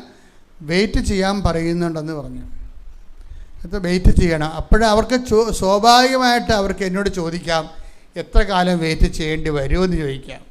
അവർ വിശ്വാസികളായതുകൊണ്ട് അവരത് വിഷയത്തിനാണ് പ്രാധാന്യം കൊടുത്തെങ്കിൽ അവർ ചോദിക്കും എത്ര കാലം വെയിറ്റ് ചെയ്യണമെന്ന്. അവർ വിഷയത്തിനല്ല പ്രാധാന്യം കൊടുത്തത്, ദൈവത്തിനായതുകൊണ്ട് എത്ര കാലം വെയിറ്റ് ചെയ്യണമെന്ന് എന്നോട് ചോദിച്ചില്ല. അപ്പം നമുക്ക് ഈ ആൾക്കാരുടെ വർത്തമാനങ്ങൾ നമുക്കറിയാമല്ലോ. നമ്മൾ ഈ പറഞ്ഞുകൊണ്ട് പ്രാർത്ഥിച്ചുകൊണ്ടിരിക്കുമ്പോൾ തന്നെ നിങ്ങൾ പറയുന്ന ലാംഗ്വേജ് എല്ലാം സ്കാൻ ചെയ്ത് പോകുകയെ. അതുകൊണ്ട് അതെന്താ സംഭവിക്കണമെന്നൊക്കെ നമുക്കറിയാം. എന്ത് അരൂപിയാണ് ഇവർ നയിക്കപ്പെടുന്നത്, ഇവരുടെ അരൂപിയുടെ ലെവൽ എന്താണെന്ന് അറിയാൻ പറ്റും. ഈ അരൂപിയുടെ ലെവൽ മോശമാണെങ്കിൽ ചിലപ്പോൾ അപ്പം തന്നെ ആളെ ക്യാൻസൽ ചെയ്യും. കാര്യം ഇവരോട് നമുക്ക് സംസാരിച്ചിട്ട് കാര്യം ഒരു ജന്മം പാഴാകുമെന്നല്ല സംസാരിക്കുക. കാര്യം അവരുടെ അരൂപി മോശമാണ്. അതുകൊണ്ട് ഇവർ ചോദിക്കണത് എന്താണ്? എത്ര കാലം നിങ്ങൾ വെയിറ്റ് ചെയ്യണമെന്ന് ചോദിച്ചില്ല. എന്താ കാര്യം? കർത്താവാണ് സംസാരിക്കണമെന്ന് അവർക്കറിയാം. കർത്താവാണെങ്കിൽ എത്ര കാലം വെയിറ്റ് ചെയ്യാനും ഞങ്ങൾ തയ്യാറാണ്. അവർ കൊച്ചിനെയാണ് പ്രാധാന്യം കൊടുക്കണമെന്നുണ്ടെങ്കിൽ അവർ ചോദിക്കും എത്ര കാലം വെയിറ്റ് ചെയ്യണമെന്ന്. കാര്യം ഈശോയുടെ ഒരു ഡിസേൺമെൻ്റ് എന്ന് പറയണത് എപ്പോഴും ഈശോ നോക്കണത് വാട്ട് സ്പിരിറ്റ് ലീഡ്സ് യു. അത് ഉടമ്പടി ഞാൻ നിങ്ങളെ പഠിപ്പിച്ചിട്ടുള്ളൊരു സത്യമാണ്. അതെപ്പോഴും നിങ്ങൾ കരുതണം. വാട്ട് സ്പിരിറ്റ് ലീഡ്സ് യു, അതായത് ഇപ്പം അച്ഛനോട് സംസാരിക്കുമ്പോൾ നിങ്ങളുടെ മനസ്സിൽ ഉണ്ടാകണം ഇത് ഡിസൈൻ ചെയ്ത് പോവുകയാണ്, സ്പോട്ടിൽ ഡിസൈൻ ചെയ്ത് പോവുകയാണ്. എന്ത് അരൂപിയാണ് നിങ്ങളെ നയിക്കുന്നത്? ഭയങ്കര സീരിയസ് വിഷയമാണത്. എല്ലാ കാര്യവും പറയുമ്പോൾ നിങ്ങൾ എന്നോട് പറയുമ്പോൾ നിങ്ങൾ ആരാണെന്നുള്ള കാര്യം അത് നിങ്ങൾ എന്ത് പറയുന്നെന്നല്ല, നിങ്ങൾ ആരാണെന്നുള്ളതാണ് ഇവിടെ റിസൾട്ട് എടുക്കണത്. നിങ്ങളെന്ത് പറയണ കാര്യമല്ല പ്രശ്നം. നിങ്ങൾ പറയുന്ന ആ പറച്ചിലൂടെ തന്നെ നിങ്ങൾ ആരാണെന്നുള്ളത് ദൈവം ഉടനെ നിങ്ങൾ കമ്മ്യൂണിക്കബിൾ, ദൈവത്തിന് സംസാരിക്കാൻ പറ്റിയ ആളാണോ, ദൈവത്തിന് നിങ്ങൾക്ക് നിങ്ങളോട് കമ്മ്യൂണിക്കേറ്റ് ചെയ്യാൻ പറ്റിയ ആളാണോ എന്ന് നിങ്ങളുടെ വർത്തമാനത്തിൽ നിന്ന് തന്നെ പിടികിട്ടും. അതാണ് what spirit leads you. Take the word of God. ശ്രുതികട ഹല്ലേലൂയ.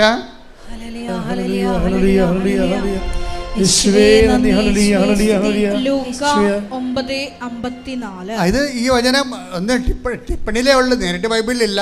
അതിൻ്റെ നോട്ടിലാ ഉള്ളത്. ഇത് എന്താ പറയണത്? എന്ത് ഏത് വിധത്തിലുള്ള ആത്മാവാണ് നിങ്ങൾക്കുള്ളത് എന്ന് നിങ്ങൾ അറിയുന്നില്ല.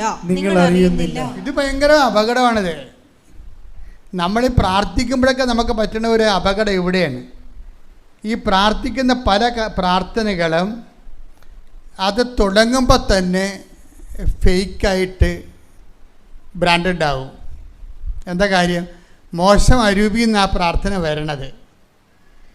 അത് എപ്പോഴും നിങ്ങൾ ഈ നാട്ടുകാരോടും ഈ മാവേലി സ്റ്റോറിലും ത്രിവേണി സ്റ്റോറിലൊക്കെ പോയിട്ട് വായി തന്നുന്ന കാശുണ്ടെങ്കിൽ കാണാതെല്ലാം മേടിക്കണമല്ല ഈ പ്രാർത്ഥന എന്ന് പറയണത്. പ്രാർത്ഥന വാ പൊളിക്കുമ്പോൾ തന്നെ നിങ്ങൾ ആരാണെന്നുള്ളതിനെക്കുറിച്ച് അടിച്ച് കർത്താവിലേക്ക് വരും. അതാ വിഷയം. നിങ്ങൾ എന്ത് പ്രാർത്ഥിക്കണം എന്നല്ല പ്രശ്നം, ഈ പ്രാർത്ഥിക്കുന്ന ആൾ ആരാണെന്നാണ് നോക്കണം ബൈബിള്. ഇത് ഭയങ്കര സീരിയസാണ്. നിങ്ങൾ എന്ത് പ്രാർത്ഥിക്കണം എന്നല്ല വിഷയം, പ്രാർത്ഥിക്കുന്ന ആൾ ആരാണെന്നാണ് ആദ്യമേ സ്കാൻ ചെയ്യണത്. പ്രാർത്ഥിക്കാൻ പറ്റുന്ന ആത്മാക്കളുണ്ട് സ്റ്റേജ്. കാര്യം ഇപ്പോൾ ദുഷ്ടാരൂപി ഒന്നുണ്ട്, ദുഷ്ടാരൂപി, അതിന് പ്രാർത്ഥിക്കാൻ പറ്റത്തില്ല. അത് ഉടമ്പടി എടുത്തിട്ടും കാര്യമില്ല. നമ്മുടെ കടലാസ് പോകുന്നില്ല, അത് എന്താ പ്രയോജനം? കയ്യിരിക്കണം മൊത്തം ദുഷ്ടത്തരായിരിക്കും. ദുഷ്ടത എന്താ വിഷയത്തിൽ ചില കർത്താവ് ആൾക്കാരെ, ശിഷ്യന്മാരെ, സുവിശേഷകരൊക്കെ പറഞ്ഞു വിടുമ്പോൾ എന്താ പറയണത്? ഇതാ ഞാൻ സർപ്പങ്ങളുടെയും തേളുകളുടെയും ശത്രുവിൻ്റെ സകല ശക്തികളുടെ മേൽ ചവിട്ടി നടക്കാൻ നിനക്ക് അധികാരം തരുന്നു. അപ്പം സർപ്പങ്ങളുള്ള സ്വഭാവമുള്ള ആൾക്കാരുണ്ടാവും. സർപ്പത്തിൻ്റെ സ്വഭാവം ഞാൻ എപ്പോഴും നിങ്ങളോട് പറയണം. എന്താണ് കാര്യം? സർപ്പം വാ പൊളിച്ചാൽ ഒന്നെങ്കിൽ കൊത്തിയിരിക്കും, അല്ലെങ്കിൽ വിഴുങ്ങിയിരിക്കും. രണ്ടേ നടക്കത്തുള്ളൂ, വേറെ ഒന്നും നടക്കത്തില്ല. ഒന്നെങ്കിൽ മറ്റുള്ളവനെ പറ്റിച്ചിരിക്കും, അല്ലെങ്കിൽ അവനെ ഉപദ്രവിച്ചിരിക്കും. എത്ര ഉടമ്പടി എടുത്ത് ഏത് സാക്ഷ്യം പറഞ്ഞാലും കയ്യിരിപ്പ് ദുഷ്ടത്തരവാണെന്നുണ്ടെങ്കിൽ ആ അരുവി ദുഷ്ടാത്മാവാണ്. അതെപ്പോഴും നിങ്ങൾ മനസ്സിലാക്കണം. നിങ്ങളെ വാട്ട് സ്പിരിറ്റ് ലീഡ്സ് യു, ദുഷ്ട അരൂപിയാണോ നിങ്ങളെ നയിക്കണത്? ദുഷ്ടാരൂപിയാണ് നയിക്കണമെന്ന് എങ്ങനെ അറിയാൻ പറ്റും? ദുഷ്ടാരൂപിയുടെ പ്രവർത്തന രീതികൾ എന്താണ്? കൊല്ലാനും നശിപ്പിക്കാനുമാണ് കള്ളൻ വരുന്നത്, അല്ലേ? അതാണ് വിഷയം. ഒന്ന് പറഞ്ഞേ. കൊല്ലാനും നശിപ്പിക്കാനുമാണ് കള്ളൻ വരുന്നത്. അപ്പം കള്ളൻ എന്ന് പറയുമ്പോൾ ഈ കള്ളനാണ് ഉടമ്പടി എടുത്തിരിക്കണമെന്നുണ്ടെങ്കിൽ യോസപ്പച്ചനെയും പണിയാവും, കൃപാസത്തിനും പണിയാവും. എന്താണ്? കള്ളനാണ് ഉടമ്പടി കള്ളിയാണ് ഉടമ്പടി എടുത്തിരിക്കുന്നത്. അവരുടെ പരിപാടി എന്താണ്? കൊള്ളുക, നശിപ്പിക്കാൻ അവരുടെ പരിപാടി. ഇപ്പം മകൾ വന്ന് പറഞ്ഞ, അമ്മ അവിടെ ഭയങ്കര ഞെരുക്കമാണമ്മ, എനിക്കൊരു വിലയുമില്ലമ്മ. അവിടെ അമ്മ പറയും, അവനിങ്ങോട്ട് വരട്ടെ. എന്തിനാണെന്നറിയാവോ? അപ്പം അമ്മയുടെ കയ്യിൽ ദുഷ്ടത്തരമുണ്ട്. എന്താണ്? ഈ ഇവള് പറഞ്ഞിങ്ങനെ ഇവളൊരു പാഴ്ജന്മമാണ്, വീട്ടിൽ ഒരു പണിയും ചെയ്യത്തില്ല, ഇങ്ങനെ എന്നാ പഠിക്കത്തുമില്ല. ഇന്നല്ല ഈ അമ്മയുമായിട്ട് ഭയങ്കര ഗുസ്തിയാണ് നിൽക്കുക കല്യാണം കഴിക്കണവരെ. ഈ സാധനത്തിനാണ് പാക്ക് ചെയ്ത് വേറെ കുടുംബത്തിൽ ബോംബ് വെച്ചിരിക്കണ പോലെ പെമ്പിച്ചിരിക്കണത്, മിസൈൽ വിട്ടിരിക്കണ പോലെ വിട്ടിരിക്കണത്. സാധനത്തിന് ഒരു മിസൈലാണ് അവിടെ പോയി പൊട്ടിയിരിക്കണേ. അവിടെ പലരുടെയും മോന്തയില്ല ആ സാധനം. അപ്പം ഇവിടെ വന്നപ്പോൾ അമ്മ ഉടനെ ഇവളുടെ ഇത്രയും നാൾ അമ്മയുമായിട്ട് ഇടിയായിരുന്നു കെട്ടണവരെ. കെട്ടിക്കഴിഞ്ഞപ്പോൾ അവർക്ക് പണിയായി കഴിഞ്ഞപ്പോൾ ഇപ്പം അമ്മ ന്യൂട്രലായിട്ട് അവനിങ്ങനെ വരട്ടതൊക്കെ പറഞ്ഞിട്ട് പിന്നെ അമ്മ എന്താ ചെയ്യണത്? അവൻ്റെ ആ വീട്ടിലുള്ള എല്ലാ നെഗറ്റീവും കളക്ട് ചെയ്യും. എന്നിട്ട് നിരന്തരം ഇവളോട് ഓരോ കാര്യങ്ങൾ പറഞ്ഞു കൊടുക്കും. നമുക്ക് പറ്റിയ അബദ്ധമാണ്. ഇപ്പോൾ ചെറുക്കന് അപ്പനെ കാണാൻ പറയും, എന്തുമാത്രം നമ്മൾ പ്രാർത്ഥിച്ചതാണ്, അതിനിപ്പോൾ എന്ത് പറ്റിയിടി? നമ്മുടെ മകളുടെ ജീവിതം എവിടെ തീർന്ന്? ഇവളാണ് അവിടെ പോയി തീർത്തിരിക്കണത്. അപ്പം അപ്പനും പ്രശ്നമായി. അപ്പം എന്ത് പറ്റി? അതായത് വളരെ സൂചിക്കെടുക്കാവുന്നൊരു വിഷയമാണ്. അത് അമ്മ തൂമ്പാക്കെടുക്കുന്ന രീതിയിലാക്കിയിരിക്കുകയാണ്. ആരെ നശിപ്പിക്കണം? ആ കുടുംബത്തെ. കള്ളിയാണ്. ഈ കള്ളി വന്ന് ഉടമ്പടി എടുക്കാൻ പാടില്ല. അതാണ് വിഷയം. കൊല്ലാനും നശിപ്പിക്കാനുമാണ്. ആ കുടുംബം നശിപ്പിക്കാൻ വന്നിരിക്കണേ. ഒരു കുടുംബത്തെ നശിപ്പിക്കാൻ നിങ്ങൾ തീരുമാനിച്ചാൽ ആ കുടുംബത്തിൻ്റെ എല്ലാ മോശക്കരങ്ങളും നിങ്ങൾ ഇല്ലാത്തതൊക്കെ എല്ലാ അയൽവാസികളോടും നാത്തുവിനോടും അവരോടും ഇവരോടും അവരുടെ അകന്ന ബന്ധുക്കളൊക്കെ ഫോൺ കളക്ട് ചെയ്ത് വിളിച്ചുകൊണ്ട് ചോദിക്കും. എന്നിട്ട് ഓരോ കാര്യം ആ വീട്ടിൽ നടക്കണതെല്ലാം നിങ്ങൾ മൊബൈലെടുത്ത് അവിടെ ഇവിടെയൊക്കെ വിളിച്ച് പറയും. എന്നിട്ട് അവരുടെ ബന്ധുക്കൾക്ക് അവസാനം പേർക്ക് നിങ്ങൾ ആ കൊച്ചിനെ കൊണ്ടുവന്ന് കൊല്ലുകയാണ് അവിടെ ബന്ധുക്കൾ. അപ്പോൾ ഇവർ മനസ്സറിഞ്ഞ് കാണത്തില്ല. അവരുടെ ബന്ധുക്കളെ വിളിച്ച് പറഞ്ഞിരിക്കുകയാണ്. ചെറുക്കൻ്റെ ബന്ധുക്കളെ വിളിച്ചിട്ട് ചെറുക്കൻ്റെ ബന്ധുക്കൾ വന്ന് അവരുടെ വീട്ടിൽ ചോദിക്കണേ, എന്തൊക്കെയാണ് കേൾക്കണത്? എപ്പോഴും കഷ്ടമാണ്. നിങ്ങൾ ആ കുഞ്ഞിനെ ഇവിടെ നിർത്തത്തില്ലേ? നിങ്ങൾ അപ്പോഴെന്താണ് വിഷയം വന്നപ്പോഴെന്ത് പറ്റി? ഈ ചെറുക്കൻ്റെ വീട്ടുകാരൻ നിർത്താത്തത് കൊണ്ടാണ് അവളവിടെ പോയി നിൽക്കണമെന്നാണ് പറഞ്ഞത്. അതെല്ലാം സംഭവം. അമ്മ അവളുടെ ശമ്പളത്തിൽ കണ്ണ് വെച്ചിട്ട് അവളെ കൊണ്ട് വീട്ടിൽ നിർത്തിയിട്ട് വേലയെടുപ്പിച്ച് തിന്നുകയാണ്. അതാണ് വിഷയം. അപ്പോൾ അതിന് നേരെ മറിച്ചാണ് കൊടുത്തിരിക്കുന്നത്. അപ്പോൾ കാശും പോയി, കല്യാണവും പോയി, കുടുംബവും പോയി, പിന്നെ എന്ത് പറ്റി? ചീത്തപ്പേരുമായി. ഒരു സാധനത്തെ കെട്ടിയപ്പോൾ ഉണ്ടായ കുഴപ്പമാണ് ഇതേ. ഇതാരുണ്ടാക്കിയതാണ്? ഈ പെണ്ണിനെ തള്ള ഉണ്ടാക്കിയ പ്രശ്നങ്ങളാണ്. ഇതാണ് നശിപ്പിക്കുകയെന്ന് പറയുന്നത്. കൊല്ലാനും നശിപ്പിക്കാനുമാണ് കള്ളൻ വരുന്നത്. ഇതാര് കള്ളിയാണ്? ഇവിടെ കുടപിടിക്കാൻ പാടില്ല. ശരിക്കും പറഞ്ഞാൽ ഇവിടെ ഉടമ്പടി എടുത്തു കഴിഞ്ഞാൽ കൃപാസത്തിനും പണിയാകും, ജോസപ്പച്ചനും പണിയാകും. എന്താ കാര്യം? ഈ സാധനത്തിൻ്റെ കാര്യം നടക്കത്തില്ല. കർത്താവ് ആളെ നോക്കി, നിങ്ങളെ വിഷയമല്ല നോക്കണത്, ആളെ നോക്കും. ആരാണ് ഈ ഉടമ്പടി എടുത്തിരിക്കണമെന്ന് നോക്കും. ആൾ പറ്റിപ്പാടാൻ നോക്കും. അതുകൊണ്ട് ഉടമ്പടിക്ക് മുമ്പേ ആദ്യം പറയുന്നൊരു സംഭവമുണ്ട്. എന്താണ്? അനുതപിക്കുക. അതാ വിഷയം. ഉടമ്പടി തന്നപ്പോൾ അമ്മ ആദ്യം പറഞ്ഞത് എന്താണ്? അനുതപിച്ചാൽ അനുഗ്രഹം പ്രാപിക്കും. അത് ബാക്കിയുള്ളത് അണ്ടർസ്റ്റുഡ് അല്ലേ? അനുതപിച്ചില്ലെങ്കിൽ ശാപം കിട്ടുമെന്നാണ് ഈ പറയണത്. അത് പറയത്തില്ല, വന്ന് മേടിച്ചാൽ മതി. മനസ്സിലായില്ലേ? അനുതപിച്ചാൽ ഒന്ന് പറഞ്ഞേ, അനുതപിച്ചാൽ Take the word of God. ശ്രദ്ധിക്കട്ടെ. ഹല്ലേലൂയ. യെശയ്യാ 1:19. യെശയ്യാ 1:19. അനുസരിക്കാൻ സന്നദ്ധരെങ്കിൽ നിങ്ങൾ ഐശ്വര്യം ആസ്വദിക്കും. അനുസരിക്കാതെ ധിക്കാരം തുടർന്നാൽ വാളിനിരയായി തീരും. അപ്പൊ പല ആൾക്കാരും ധിക്കാരത്തിലല്ലേ? ഉടമ്പടി 3 പുതുക്കിയിട്ടും അവരുടെ സ്വഭാവത്തിന് വല്ല മാറ്റം ഉണ്ടാവും. അവർക്ക് മിണ്ടാതിരിക്കുന്ന ശത്രുക്കൾ ഇപ്പോഴും ഇല്ലേ? അവർ പാരയെ സൂചിയും വെക്കുന്ന എന്തുമാത്രം ആൾക്കാരാണുള്ളത്. അവർ 3 പുതുക്കിയും 4 പുതുക്കിയിട്ടും അനുതപിക്കാതെ ധിക്കാരം തുടരുകയാണ്. അപ്പോൾ എന്താ സംഭവിക്കണത്? അനുതപിച്ചൊരു ഐശ്വര്യം പ്രാപിക്കും. അനുതപിച്ചില്ലെങ്കിൽ എന്ത് പറ്റും? ഉറപ്പല്ലേ ശാപം കിട്ടുമെന്നുള്ള കാര്യം. ഉടമ്പടി എടുത്ത് ശാപം മേടിക്കുകയാണ് സംഭവം. അപ്പം അതുകൊണ്ട് നിങ്ങൾക്ക് ദൈവം ഒരു അവസരം തന്നിരിക്കുകയാണ്. അനുതാപം എന്ന് പറയുന്നത് ഒരു അവസരമാണ്, പ്രത്യേകിച്ച് നോൻപ് കാലം. ഈ അവസരത്തിൻ്റെ അരുവി മനസ്സിലാക്കിയിട്ട് നിങ്ങൾ ഈ ആക്രാന്തം മൂത്ത് നിങ്ങൾ എഴുതി വെച്ചിരിക്കുന്ന കാര്യങ്ങൾ നേടാൻ വേണ്ടിയുള്ള പരിവേഷം കാണിക്കാതെ, മറിച്ച് ദൈവത്തിൻ്റെ അരുവി പ്രവർത്തിക്കുന്ന, ദൈവമായിട്ട് ഉടമ്പടി ചെയ്യാൻ കോമ്പറ്റൻ്റ് ആയിട്ടുള്ള ഒരു വ്യക്തിയായിട്ട് മാറാൻ വേണ്ടി പ്രാർത്ഥിക്കട്ടെ. ശ്രുതിക്കട്ടെ. ഹല്ലേലൂയ.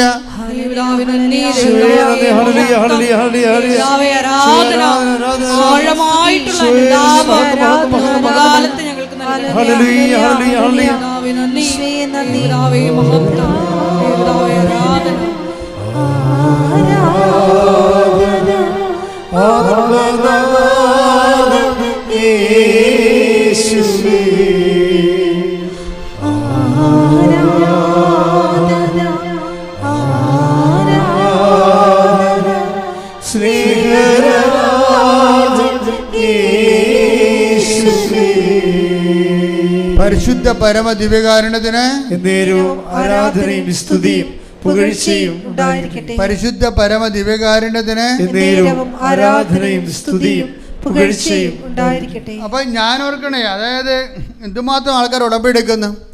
നമ്മൾ കുമ്പസാരത്തിന് വേണ്ടി മാത്രം ഒരു ചാപ്പൽ ഉണ്ടാക്കിയിരിക്കണം അപ്പുറത്ത്. അവിടെ ഒരു അച്ഛനെ വെച്ചിരിക്കുകയാണ് എല്ലാ ദിവസവും. എത്ര പേര് അവിടെ പോയി കുമ്പസാരിക്കുന്നുണ്ട്? അപ്പോൾ കുമ്പസാരിക്കുന്നവരുടെ തന്നെ എന്തുമാത്രം ഇവരിപ്പോഴും ഉടമ്പടി കുമ്പസാരമല്ല, പണ്ടത്തെ കുഴിയാഴ്ച കുമ്പസാരമാണ് നടത്തുന്നത്. കുമ്പസാരം നടത്തില്ലെന്ന് പറഞ്ഞാൽ ചില ആൾക്കാർ നടത്തുന്നുണ്ട്. അതെന്താണ്? ഈ നാട്ടുകാർ മരിക്കുമ്പോൾ അവിടെ പോയി കുഴിയാഴ്ച ചായയും കുടിച്ചിട്ട് കുമ്പസാരം നടത്തുന്നില്ലേ? അതാണ് വെച്ചാൽ ഒരു അനുതാപവും ഇല്ലാതെ വായി തന്നെ വിളിച്ച് പറഞ്ഞിട്ട് കുമ്പസാരിക്കുന്ന ആൾക്കാരുണ്ട്. അതുപോലെയുള്ള കുഴിയാഴ്ച കുമ്പസാരം ഉടമ്പടിയിൽ വരുമ്പോൾ നിങ്ങൾ എപ്പോഴും ചിന്തിക്കേണ്ടത് എന്താണ്? ഉടമ്പടി എടുക്കുമ്പോൾ ദൈവവുമായിട്ട് ബയലാട്ടർ എഗ്രിമെൻ്റാണ്. ദൈവം ഒരു വ്യക്തി, നിങ്ങളൊരു വ്യക്തി. ആ ദൈവത്തോട് ഉടമ്പടി എടുക്കാൻ ഞാൻ ദൈവത്തെപ്പോലെ എന്താ പറഞ്ഞത്? ആദ്യം പറഞ്ഞത് എന്താണ്? നീ എൻ്റെ മുമ്പാകെ, ആദ്യത്തെ ഉടമ്പടിക്കാരനോട് ദൈവം എന്താണ് ആവശ്യപ്പെട്ടത്? നീ എൻ്റെ മുമ്പാകെ ഉണ്ടാകണം. പിന്നെന്താ പറഞ്ഞത്? നീ പരിശുദ്ധനാണ്, വിശുദ്ധി പാലിക്കണം. അതാണ് ഉൽപ്പത്തി പുസ്തകത്തിൽ പറഞ്ഞത്. നീ എൻ്റെ മുമ്പാകെ ഉണ്ടാവുക,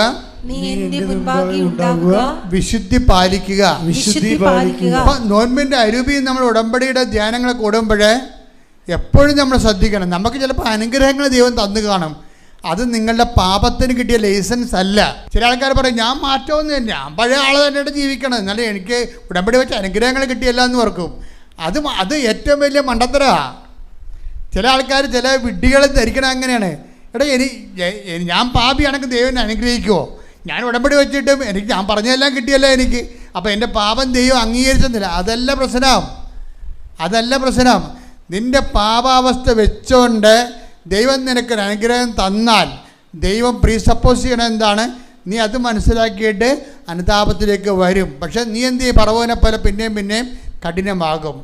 കഠിനമായി കഴിഞ്ഞാൽ പിന്നെ എന്ത് ചെയ്യാം? ദൈവം അനുദപിക്കാനുള്ള പുസ്തകം എടുത്തുകൊണ്ട് പോകും. ഇനി നീ അനുദപിക്കണ്ടെന്ന് പറയും. കാര്യം അനുതാപമില്ലാത്ത അവസ്ഥയായിട്ട് പോലും ഞാൻ നിന്നെ അനുഗ്രഹിച്ചു, എന്നിട്ട് നീ അതൊരു വളമായിട്ട് എടുത്തുകൊണ്ട് ആ കഠിന ഹൃദയത്തോട് തന്നെ ജീവിച്ചു. നീ ഇനി അനുദപിക്കേണ്ട ആവശ്യമില്ലെന്ന് പറയും. കാര്യം അനുദപിക്കാൻ നമുക്ക് ഒരു ടൈം കഴിഞ്ഞാൽ പിന്നെ അനുദപിക്കാൻ പറ്റത്തില്ല. അസ്വീകാര്യമായ ദിവസം വരും. അനുതാപത്തിനുമുണ്ട് സ്വീകാര്യ സമയവും അസ്വീകാര്യമായ സമയവും. ദൈവം കാത്തിരുന്ന് ഒരു ടൈം കഴിഞ്ഞാൽ പിന്നെ നീ അനുദപിച്ചാലും സ്വീകാര്യമായിരിക്കത്തില്ല.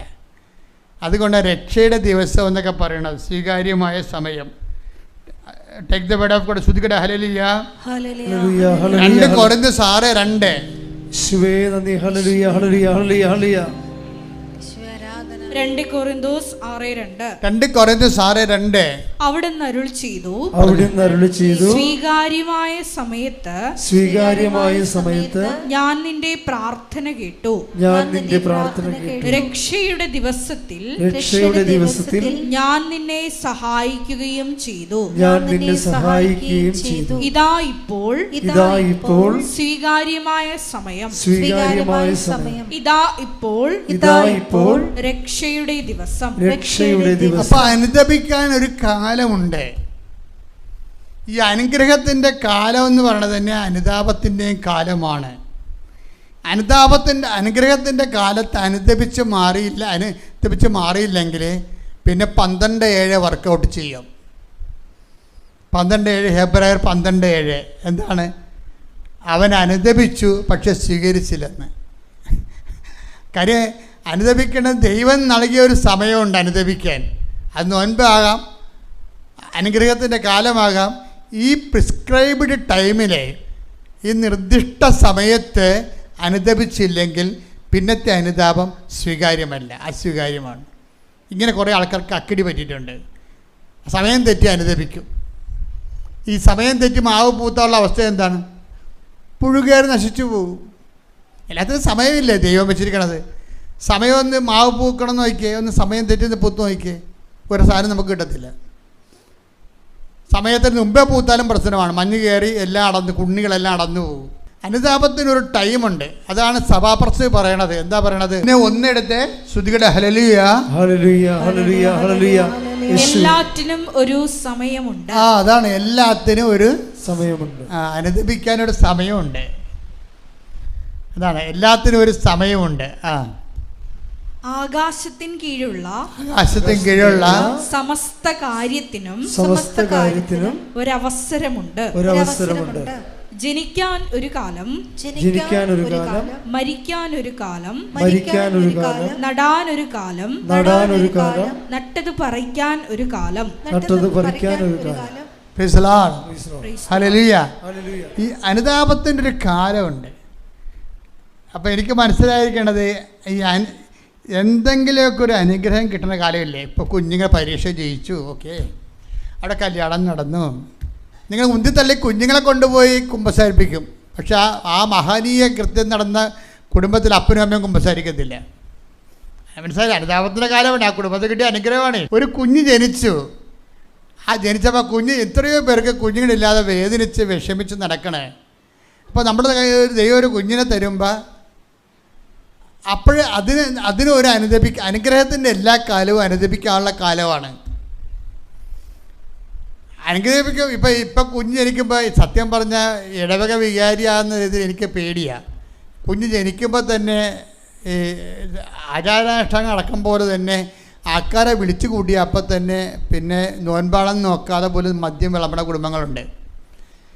മദ്യം വിളമ്പണ കുടുംബങ്ങളല്ല പ്രശ്നം. അയാൾ കടമാകുമ്പോൾ അയാൾക്ക് ബുദ്ധി മുതൽ ദൈവം പാഴ് ജന്മം തള്ളിക്കളഞ്ഞ സാധനമായിരിക്കാം. കാര്യം നിൻ്റെ കല്യാണക്കാലം മുതൽ നിൻ്റെ ഭർത്താവ് കുടിക്കണമായിരിക്കും. പക്ഷെ നിങ്ങളത് അംഗീകരിക്കണില്ലേ? അതാണ് പ്രശ്നം. നിങ്ങൾ അംഗീകരിക്കുന്നോ?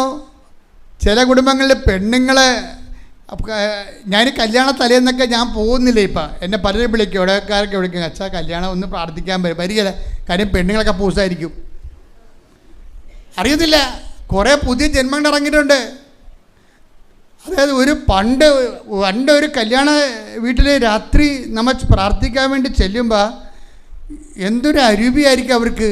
ഇന്ന് ആ അരൂപിയെല്ലാം തച്ചുടച്ചത് ആരാണ്? ഈ വീട്ടിൽ എന്ത് നടക്കുമെന്ന് ഇവരുടെ അമ്മ അവിടെയുള്ള ആൾക്കാരെല്ലാവരെയും തിന്മയുടെ ശക്തികൾ കയ്യിലെടുത്ത് അപ്പോൾ അതുകൊണ്ട് ആഭാസതരങ്ങളെല്ലാം നടക്കും. ചില ആൾക്കാർ വീടിൻ്റെ 2 നില ഒരു കാശും ഇല്ലെങ്കിൽ ലോണെടുത്ത് 2 നില എടുത്തിരിക്കണേ.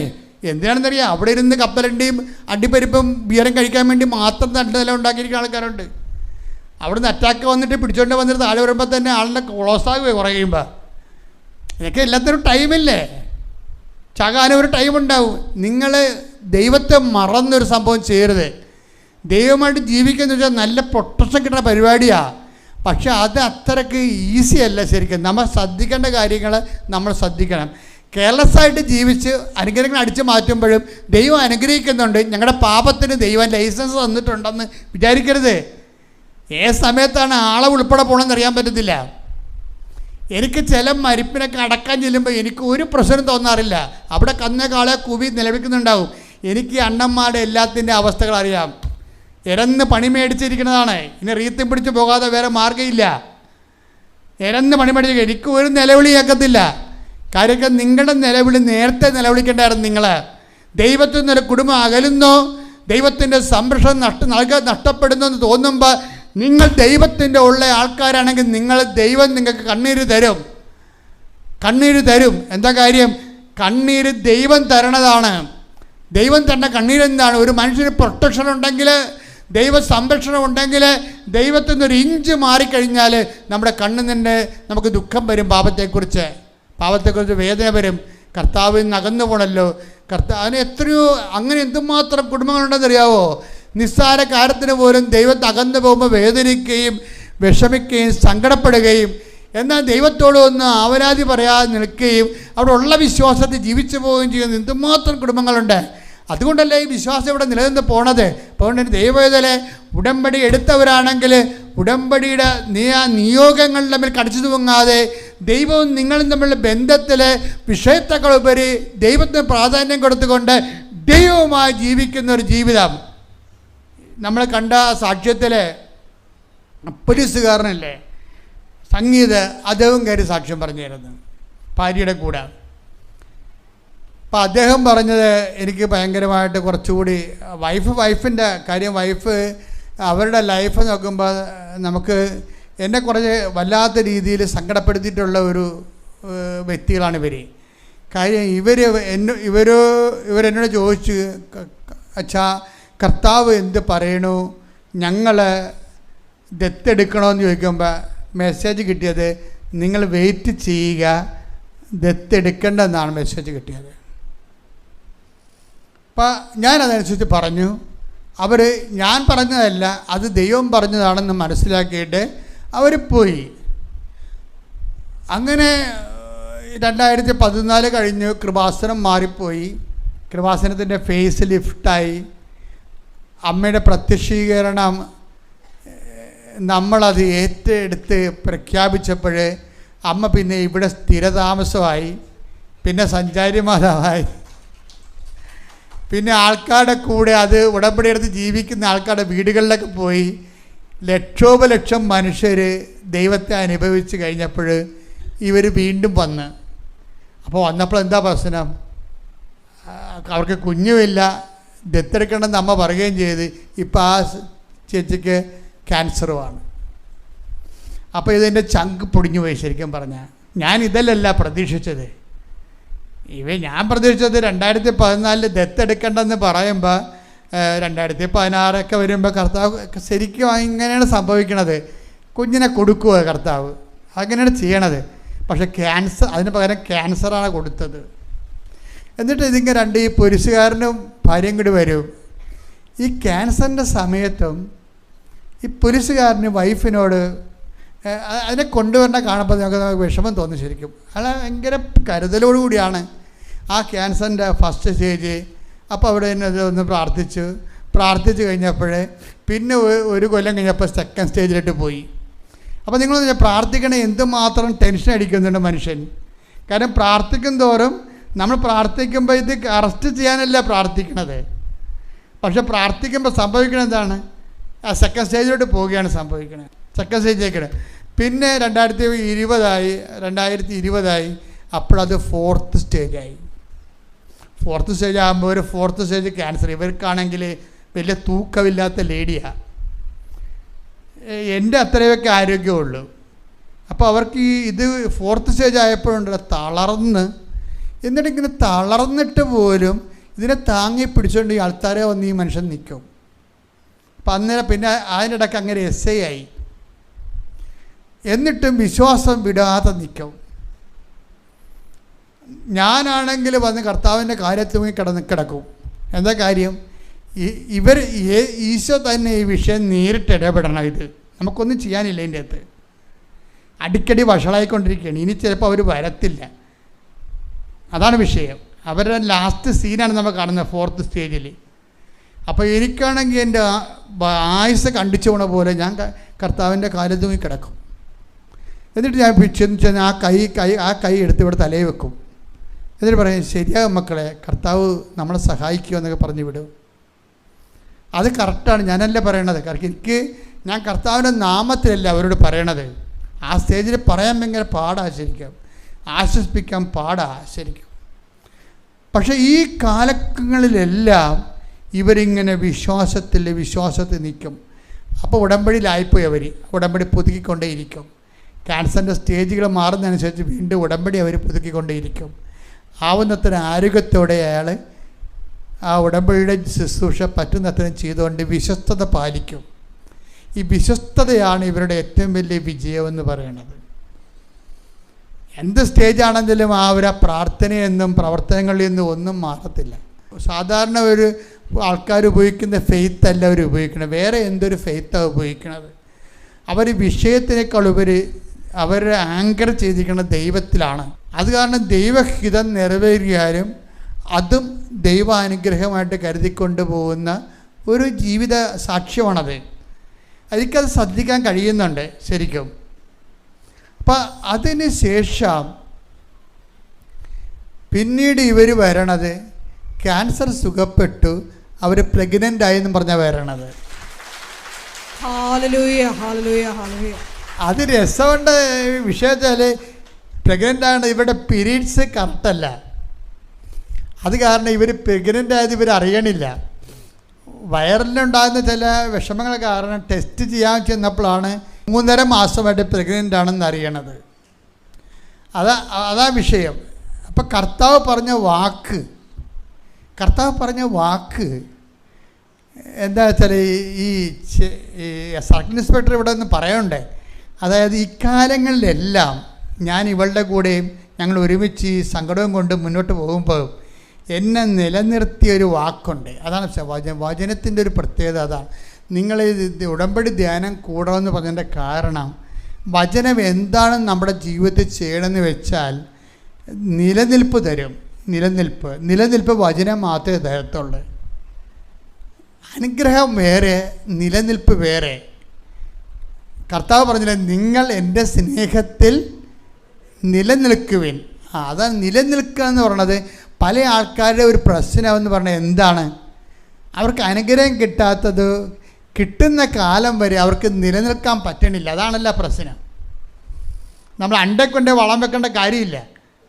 പല ആൾക്കാരുടെയും പ്രശ്നം ദൈവം അവരെ അനുഗ്രഹിക്കും, പക്ഷെ അനുഗ്രഹം കിട്ടുന്ന സമയം വരെ അവർ നിലനിൽക്കത്തില്ല. അവർ ദൈവത്തിൽ നിന്ന് എന്തെങ്കിലും ഏഷണി പറഞ്ഞാൽ, കുശുമ്പ് പറഞ്ഞാൽ, അടിയുണ്ടാക്കിയ, വെള്ളമടിച്ച, കള്ളത്തരം കാണിച്ച, ആൾക്കാരെ പറ്റിച്ച ഒക്കെ അവർ ദൈവത്തിൽ നിന്ന് പോകും. അതാണ് നിലനിൽപ്പെന്ന് പറഞ്ഞാൽ നിസ്സാരമല്ല. എന്തുകൊണ്ടാണ് നിലനിൽക്കാത്തതെന്ന് എന്നോട് ചോദിച്ചാൽ ഞാൻ പറയും, ദൈവത്തിൻ്റെ വചനം അവർക്ക് അറിയത്തില്ല. ആ വചനം ഉണ്ടെങ്കിൽ ഈ ക്യാൻസർ 4th സ്റ്റേജിൽ ഒരു വൈഫിനെയും കൊണ്ട് കഷ്ടത്തിൽ കൈയിട്ടുകൊണ്ട് നടക്കുമ്പോൾ ദൈവത്തിൻ്റെ വാഗ്ദാനം ആ മനുഷ്യൻ മനസ്സിൽ സൂക്ഷിക്കുന്നുണ്ട്. എന്താണ്? ഉടമ്പടി നിങ്ങൾ ഒരു കാരണവശാലും ദത്തെടുക്കരുത്, കർത്താവിൻ്റെ വാക്കിന് വേണ്ടി കാത്തിരിക്കാൻ പറയുന്നുണ്ട്. എന്താ അങ്ങനെയല്ല പറഞ്ഞിരിക്കണത്?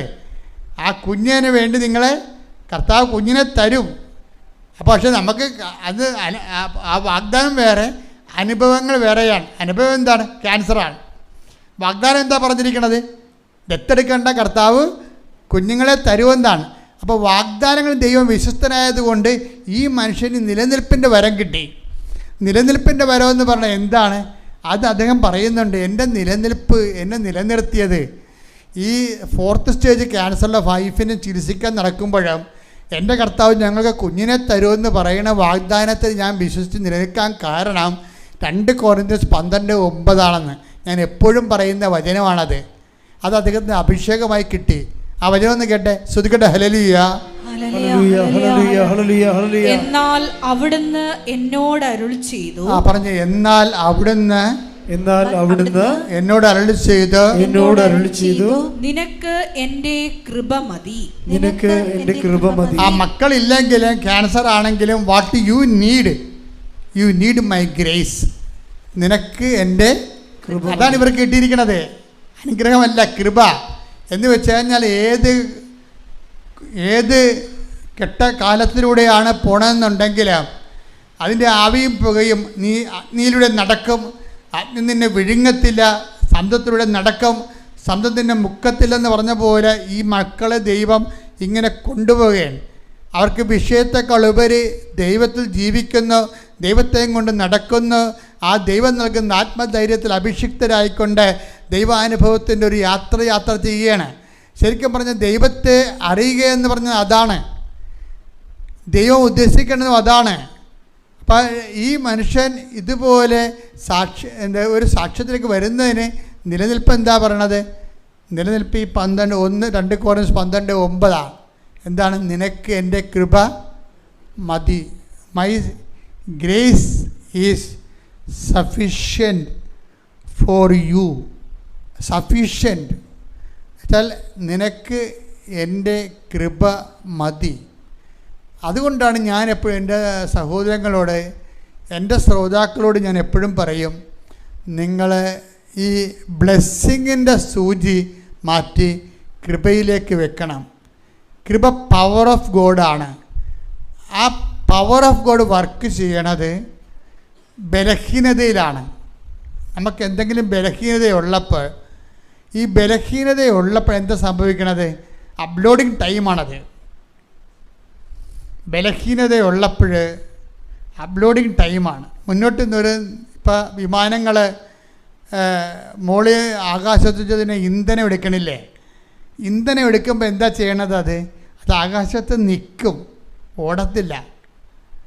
ഓടിക്കൊണ്ട് ഇന്ധനം കൊടുക്കാൻ പറ്റത്തില്ലല്ലോ, നിൽക്കും. അപ്പോൾ ഇന്ധനം പവർ അപ്ലോഡ് ചെയ്യണ സമയത്ത് ജീവിതം നിശ്ചലമായി നിൽക്കും.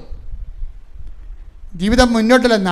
4ാം ക്യാൻസറാണ്, വേറെ പല പ്രശ്നങ്ങളും കുടുംബത്തെയും ജീവിതത്തിൽ നിൽക്കുന്നുണ്ട്. ജീവിതം മുന്നോട്ട് പോകുന്ന, ജീവിതം നിശ്ചലമായി നിൽക്കുന്നു.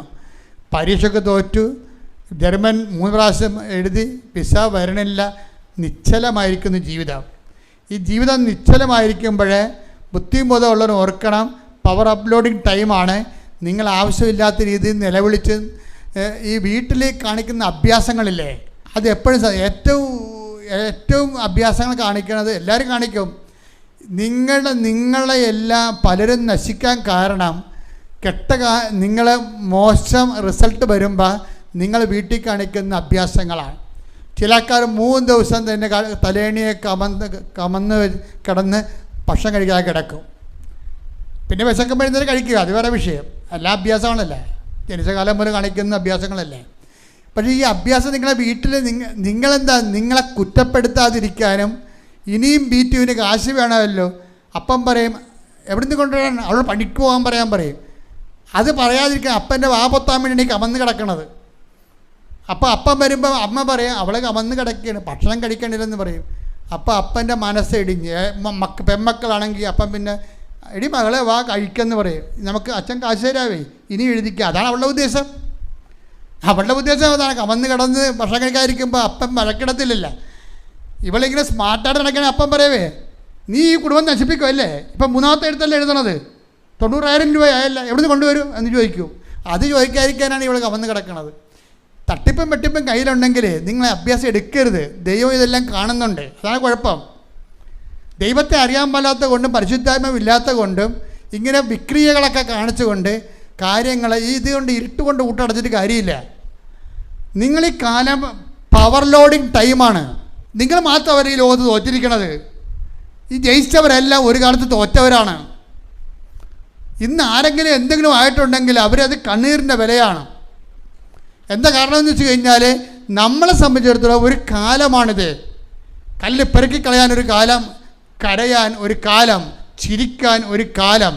അപ്പം കരയാനുള്ള കാലം വരുമ്പോൾ വിശ്വാസത്തിൽ ഉറച്ചു നിന്നുകൊണ്ട് കർത്താവിൻ്റെ നാമത്തെ മഹത്വപ്പെടുത്തിക്കൊണ്ട് പ്രത്യാശയോടെ വിശ്വാസത്തിൽ മുന്നേറാൻ വേണ്ടി ആ അവസരങ്ങളെ പ്രയോജനപ്പെടുത്തുമ്പോഴാണ് നീ വാട്ട്സ് സ്പിരിറ്റ്, എന്ത് അരൂപിയാണ് നിങ്ങൾക്കുള്ളതെന്ന് ദൈവം ചോദിച്ചാൽ നമുക്ക് പറയാൻ കഴിയും, സത്യമായും പരിശുദ്ധാത്മാവാണുള്ളത്. കാപട്യത്തിൻ്റെ, കള്ളത്തരത്തിൻ്റെ, ഉടായ്പിൻ്റെ ആത്മാവല്ല, ദൈവത്തിൻ്റെ പരിശുദ്ധാത്മാവുള്ളത്. അമ്മ എൻ്റെ കൂടെ ഉള്ളിടത്തോളം കാലം, അമ്മയും ഞാനുമായിട്ട് നമ്മൾ ഉടമ്പടിയുള്ളിടത്തോളം കാലം, അമ്മ സഞ്ചാരി മാതാവായിട്ടുള്ള കാലം, അമ്മ സമയത്തിൻ്റെ അധികാരിയായിട്ടുള്ള കാലം, ഈ ജീവിതത്തിൻ്റെ എല്ലാ വിഷയങ്ങളും ക്രിസ്തുവിനോട് കൂടെ നമ്മൾ ജയിക്കും. ശ്രദ്ധിക്കട്ടെ. രോഗസൗഖ്യ പ്രാർത്ഥനയിലേക്ക് പോകുകയാണ്. എൻ്റെ മക്കളെ, വളരെ ദൈവം നിറഞ്ഞു നിൽക്കുന്ന, ദൈവ കൃപ നിറഞ്ഞു നിൽക്കുന്ന സമയമാണ്. നിങ്ങൾ ഒരു കാര്യത്തിൽ ആവശ്യമില്ലാത്ത ഉത്കണ്ഠപ്പെടരുത്. കടമായാലും രോഗമായാലും ഇത് എല്ലാത്തിനും അതിജീവിക്കും. 10,000-കണക്കിന് മനുഷ്യരെ മുട്ടുകുത്തി പ്രാർത്ഥിച്ച സ്ഥലം, ലക്ഷക്കണക്കിന് മനുഷ്യരുടെ സാക്ഷ്യം പറഞ്ഞ ഒരു ഇടം, മാതാവ് ജീവനോടെ പ്രത്യക്ഷപ്പെട്ട ഇടത്തിലാണ് നിൻ്റെ കണ്ണീരിൻ്റെ കാലത്ത് കർത്താവ് നിന്നെയും കൊണ്ടുവന്നിരിക്കുന്നത്. ദൈവവേദലെ, നീ അച്ഛൻ പറഞ്ഞതുപോലെ വചനങ്ങൾ കേട്ട് ഉടമ്പടി അനുസരിച്ച് ജീവിച്ച് ദൈവത്തിനെ നമ്മെ പക്ഷത്താക്കിക്കൊണ്ട് മാതാവിൻ്റെ കൂടെയാണ് ഈ ഉടമ്പടി സഞ്ചാരം. അച്ഛനോട് ചേർന്ന് പ്രാർത്ഥിക്കുക. കർത്താവേ, അമ്മയോട് കൂടെ ഈ ഉടമ്പടി സഞ്ചാരത്തിനായി, ഉടമ്പടി ജീവിതത്തിനായി എന്നെ ക്ഷണിച്ചതിന് ഞാൻ നന്ദി പറയുന്നു. കർത്താവേ, ഉടമ്പടി ധ്യാനത്തില് തീർത്ഥാടനത്തിൽ പങ്കെടുക്കുന്നവരെ അങ്ങ് വെറും കൈയോടെ പറഞ്ഞയക്കുകയില്ലെന്ന് ഞങ്ങൾ പ്രത്യാശിക്കുന്നു. കർത്താവേ, ഈ ധ്യാനം അങ്ങയുടെ മക്കള് ഓൺലൈനായി കൂടുന്നവരെയും അങ്ങ് അനുഗ്രഹിക്കണമെന്ന്, പ്രത്യേകം അനുഗ്രഹിക്കണമെന്ന്, അവരെല്ലാവരെയും അങ്ങ് സാക്ഷികളായി മാറ്റണമെന്ന് പ്രാർത്ഥിക്കുന്നു. കർത്താവേ, നന്നായി ആരാധിക്കാൻ, നന്നായി പ്രാർത്ഥിക്കാൻ, അങ്ങയെ മഹത്വപ്പെടുത്തുവാൻ ഞങ്ങളെ യോഗ്യരാക്കണമേ. ശ്രദ്ധിക്കട്ടെ. രോഗമുള്ളിടത്ത് അവിടെ കൈകൾ വെക്കുക. ആ കൈകളെ കർത്താവിൻ്റെ തിരുമുറുപാടുന്ന വലത് കരം നിങ്ങളുടെ കൈകളോട് ചേർത്ത് വെക്കാൻ അച്ഛൻ അമ്മയുടെ മധ്യസ്ഥത്തിൽ ഈശോനോട് പ്രാർത്ഥിക്കുന്ന സമയമാണ്. കിഡ്നി രോഗികൾ കിഡ്നിയുടെ പല സ്ഥലങ്ങളിൽ നടുവിലെ കൈകൾ വെക്കുക. നെഞ്ചരിച്ചിലുള്ളവർ, കരരോഗികളൊക്കെ നെഞ്ചിൻ്റെ കൂടിന് കൈകൾ വെക്കുക. ശ്വാസകോശ രോഗികളെ നെഞ്ചിൽ കൈകൾ വെക്കുക. സ്പോണ്ടിലോസ് രോഗികൾ, തൈറോയ്ഡ് രോഗികളൊക്കെ കഴുത്തിൽ കൈകൾ വെക്കുക. മനസ്സിൽ പറഞ്ഞുകൊണ്ടിരിക്കുക, കർത്താവേ, എൻ്റെ ഈ കൈ നിൻ്റെ കൈയായി മാറ്റണമേ. എൻ്റെ കൈകൾ അതാത് രോഗങ്ങളുള്ളവർ രോഗങ്ങളുടെ ഇടത്ത് യേശുവിൻ്റെ നാമത്തിൽ കൈകൾ വെച്ച് പ്രാർത്ഥിക്കണം. പ്രാർത്ഥിക്കേണ്ടത് ഇതാണ്, കർത്താവേ, എൻ്റെ ഈ കൈകളെ ആണിപ്പഴുതാർന്ന നിൻ്റെ കൈകളായി മാറ്റണമേ. രക്തസ്രാവ രോഗമുള്ളവരുണ്ട്, പിസ്തുല രോഗികളുണ്ട്, PCOD രോഗികളുണ്ട്. അടിവയറ്റിലൊരു കൈകൾ വെച്ച് പ്രാർത്ഥിക്കണം. അവർ പറയണം കർത്താവിനോട്, കണ്ണീരോടെ പറയണം, കർത്താവേ, ഈ അനുഗ്രഹത്തിൻ്റെ ഈ നിമിഷം പരിശുദ്ധമ്മ ദേവമാതാവ് ജീവനോടെ പ്രത്യക്ഷപ്പെട്ട ഈ അൾത്താരയിൽ കർത്താവിൻ്റെ പരിശുദ്ധമായ ദിവസം ഞായറാഴ്ച അതിരാവിലെ വന്ന് പ്രാർത്ഥിക്കുവാനും സ്തുതിക്കുവാനും നിൻ്റെ പുനരുദ്ധാനത്തെ മഹോത്സവത്തെ വാഴ്ത്തി പാടുവാനും ഞങ്ങളെ പ്രത്യേകം ക്ഷണിച്ചതിന് നന്ദി പറയുന്നു. കർത്താവേ, അടിപ്പിണർ പോലെ, വൈദ്യുത ആഘാതം പോലെ ദൈവികമായ ശക്തികൾ നിങ്ങൾ കൈവച്ച ഇടത്തേക്ക് പ്രവേശിക്കട്ടെ. ശ്രദ്ധിക്കട്ടെ.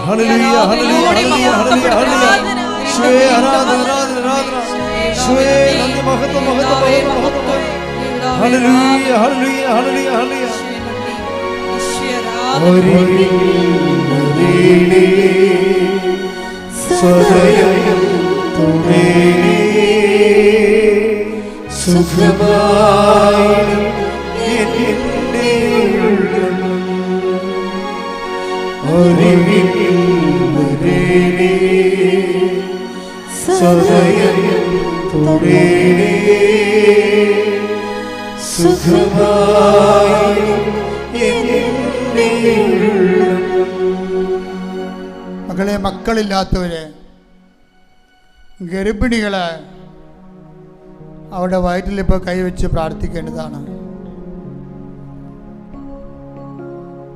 ആയിരക്കണക്കിന് മനുഷ്യരെ ദൈവത്തിൻ്റെ സ്പർശനവും സൗഖ്യവും കണ്ടുമുട്ടി ആഹ്ലാദിച്ച് ഹല്ലേലൂയ പാടിയ ആത്മീയതയുടെ മണ്ണിലാണ് നീ കാലിച്ചു വിട്ട് നിൽക്കാൻ ദൈവം നിന്നെ വിളിച്ചിരിക്കുന്നത്.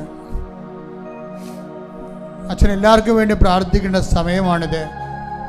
സ്വർഗം തുറക്കണ സമയമാണിത്. ഈ കാലത്തിലാണ്, ആരാധന നടക്കുന്ന ഒരു കാലത്തിലാണ് അമ്മ പ്രത്യക്ഷത്തിൽ വന്നത്. അമ്മ ആരാധനയിലാണല്ലോ അമ്മ പ്രത്യക്ഷത്തിൽ വന്നത്. ആ പ്രത്യക്ഷീകരണത്തിൻ്റെ ശക്തിയിൽ പ്രാർത്ഥിക്കുന്ന ഞങ്ങൾ ഇപ്പോൾ പ്രാർത്ഥിക്കുന്ന ഓരോ വിഷയങ്ങളും, ശ്വാസകോശ രോഗികൾ, കണ്ണിന് കാഴ്ചക്കുറവുള്ളവർ, ചെവിക്ക് കേൾവി കുറവുള്ളവർ, സംസാരിക്കാൻ വയ്യാത്ത മക്കൾ, ഓട്ടിസമുള്ള കുഞ്ഞുങ്ങൾ, ഹൈപ്പർ ആക്ടിവിറ്റി ഉള്ള കുഞ്ഞുങ്ങൾ, യേശു ക്രിസ്തുവിന്റെ നാമത്തിൽ ഈ നിമിഷം മാതാവിൻ്റെ പ്രത്യക്ഷീകരണത്തിൻ്റെ യോഗ്യതയാൽ യേശു നാമത്തിൽ സൗഖ്യം പ്രാപിക്കട്ടെ. ശ്രുതികട്ടെ.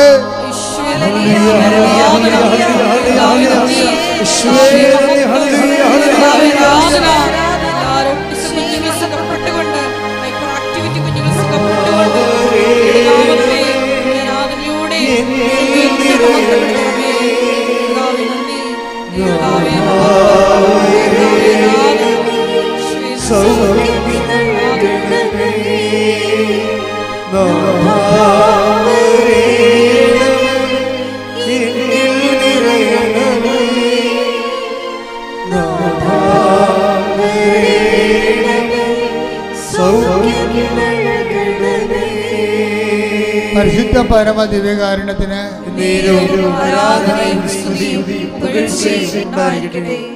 എൻ്റെ പ്രിയപ്പെട്ടവരെ, സോറിയാസിസ് രോഗികള്,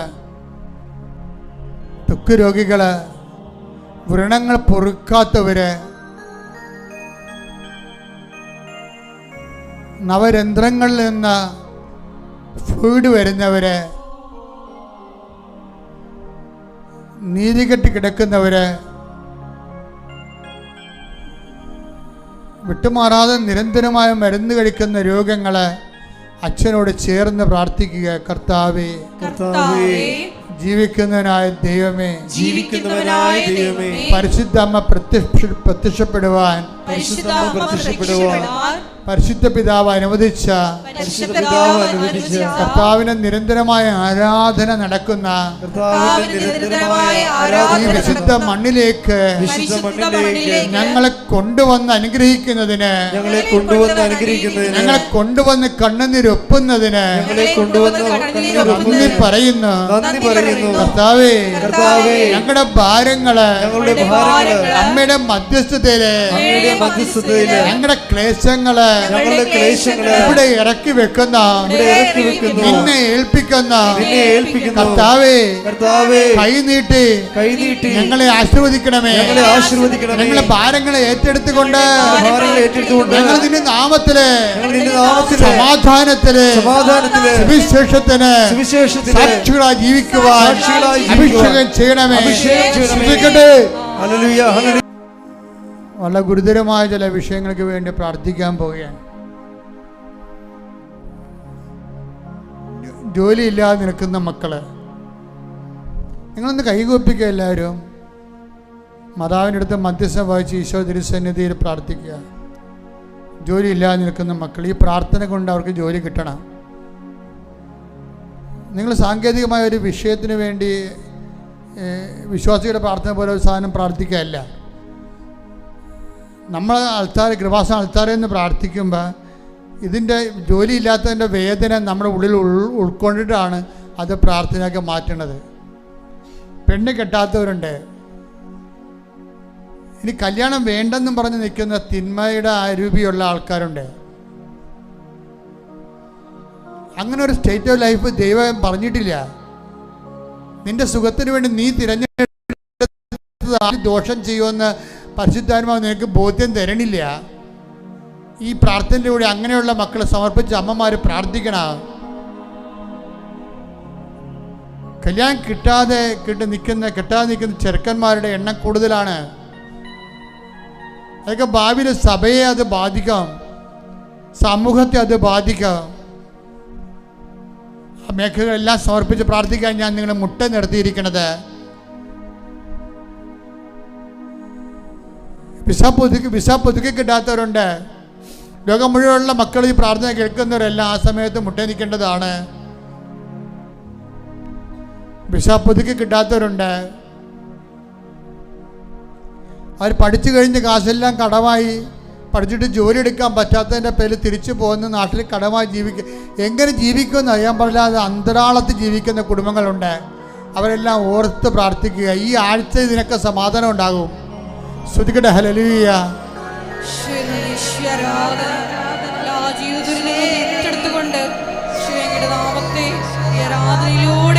സാക്ഷ്യങ്ങളിലൂടെ മഹത്വപ്പെടുത്തണമേ. ദൈവപിതാവേ നന്ദി, ദൈവപിതാവേ മഹത്വം, ദൈവപിതാവേ ആരാധന, യേശുവേ നന്ദി. പല ആൾക്കാരും ജോലിക്ക് പോകുന്നവരുണ്ട്, ജോലി മുടങ്ങി നിൽക്കുന്നവരുണ്ട്, ഇൻ്റർവ്യൂ നടക്കാത്തവരുണ്ട്, ഇൻ്റർവ്യൂവിന് വിളിക്കാത്തവരുണ്ട്, കൊടുത്ത പണം നഷ്ടപ്പെട്ടവരുണ്ട്, പറ്റിപ്പിൽ അകപ്പെട്ടവരുണ്ട്. അവരെല്ലാം ഓർത്ത് പ്രാർത്ഥിക്കുന്ന സമയമാണിത്. കുടുംബ കലഹങ്ങൾ, കുടുംബ വഴക്കുകൾ, മാറി താമസങ്ങൾ, വിഘടിച്ച് നിൽക്കുന്നവർ, കേസിൽ അകപ്പെട്ടിരിക്കുന്നവർ, കടകമ്പോളങ്ങളും ഏജൻസികളും ഷോപ്പുകളൊക്കെ നടത്തിയിട്ട് പിന്നെയും കടമായിട്ട് പൊറുക്കാൻ പറ്റാത്തവർ, നാട് വിട്ട് പോയാലോ എന്ന് ചിന്തിക്കുന്നവർ, വേദന കൊണ്ട് ഉറക്കമില്ലാത്തവരുടെ മേൽ ദൈവത്തിൻ്റെ ചൈതന്യം ആവശ്യിച്ചുകൊണ്ട് കർത്താവ് അവരെ നിലനിർത്താൻ വേണ്ടി പ്രാർത്ഥിക്കുന്ന അമ്മേ, പരിശുദ്ധമ്മേ, ദേവമാതാവേ, എല്ലാ മക്കൾക്കും വേണ്ടി മധ്യസ്ഥം വഹിക്കണമേ. അവരെ ഏറ്റെടുത്ത് നിർത്തണമേ, നിലനിർത്തണമേ. ശ്രദ്ധിക്കട്ടെ. ആരാധന, മഹത്വം, മഹത്വം, ആരാധന, ആരാധന, ദൈവപിതാവേ നന്ദി, ദൈവപിതാവേ ആരാധന, ആരാധന, ആരാധന. ഹല്ലേലൂയ, ഹല്ലേലൂയ, ഹല്ലേലൂയ, യേശുവേ ആരാധന,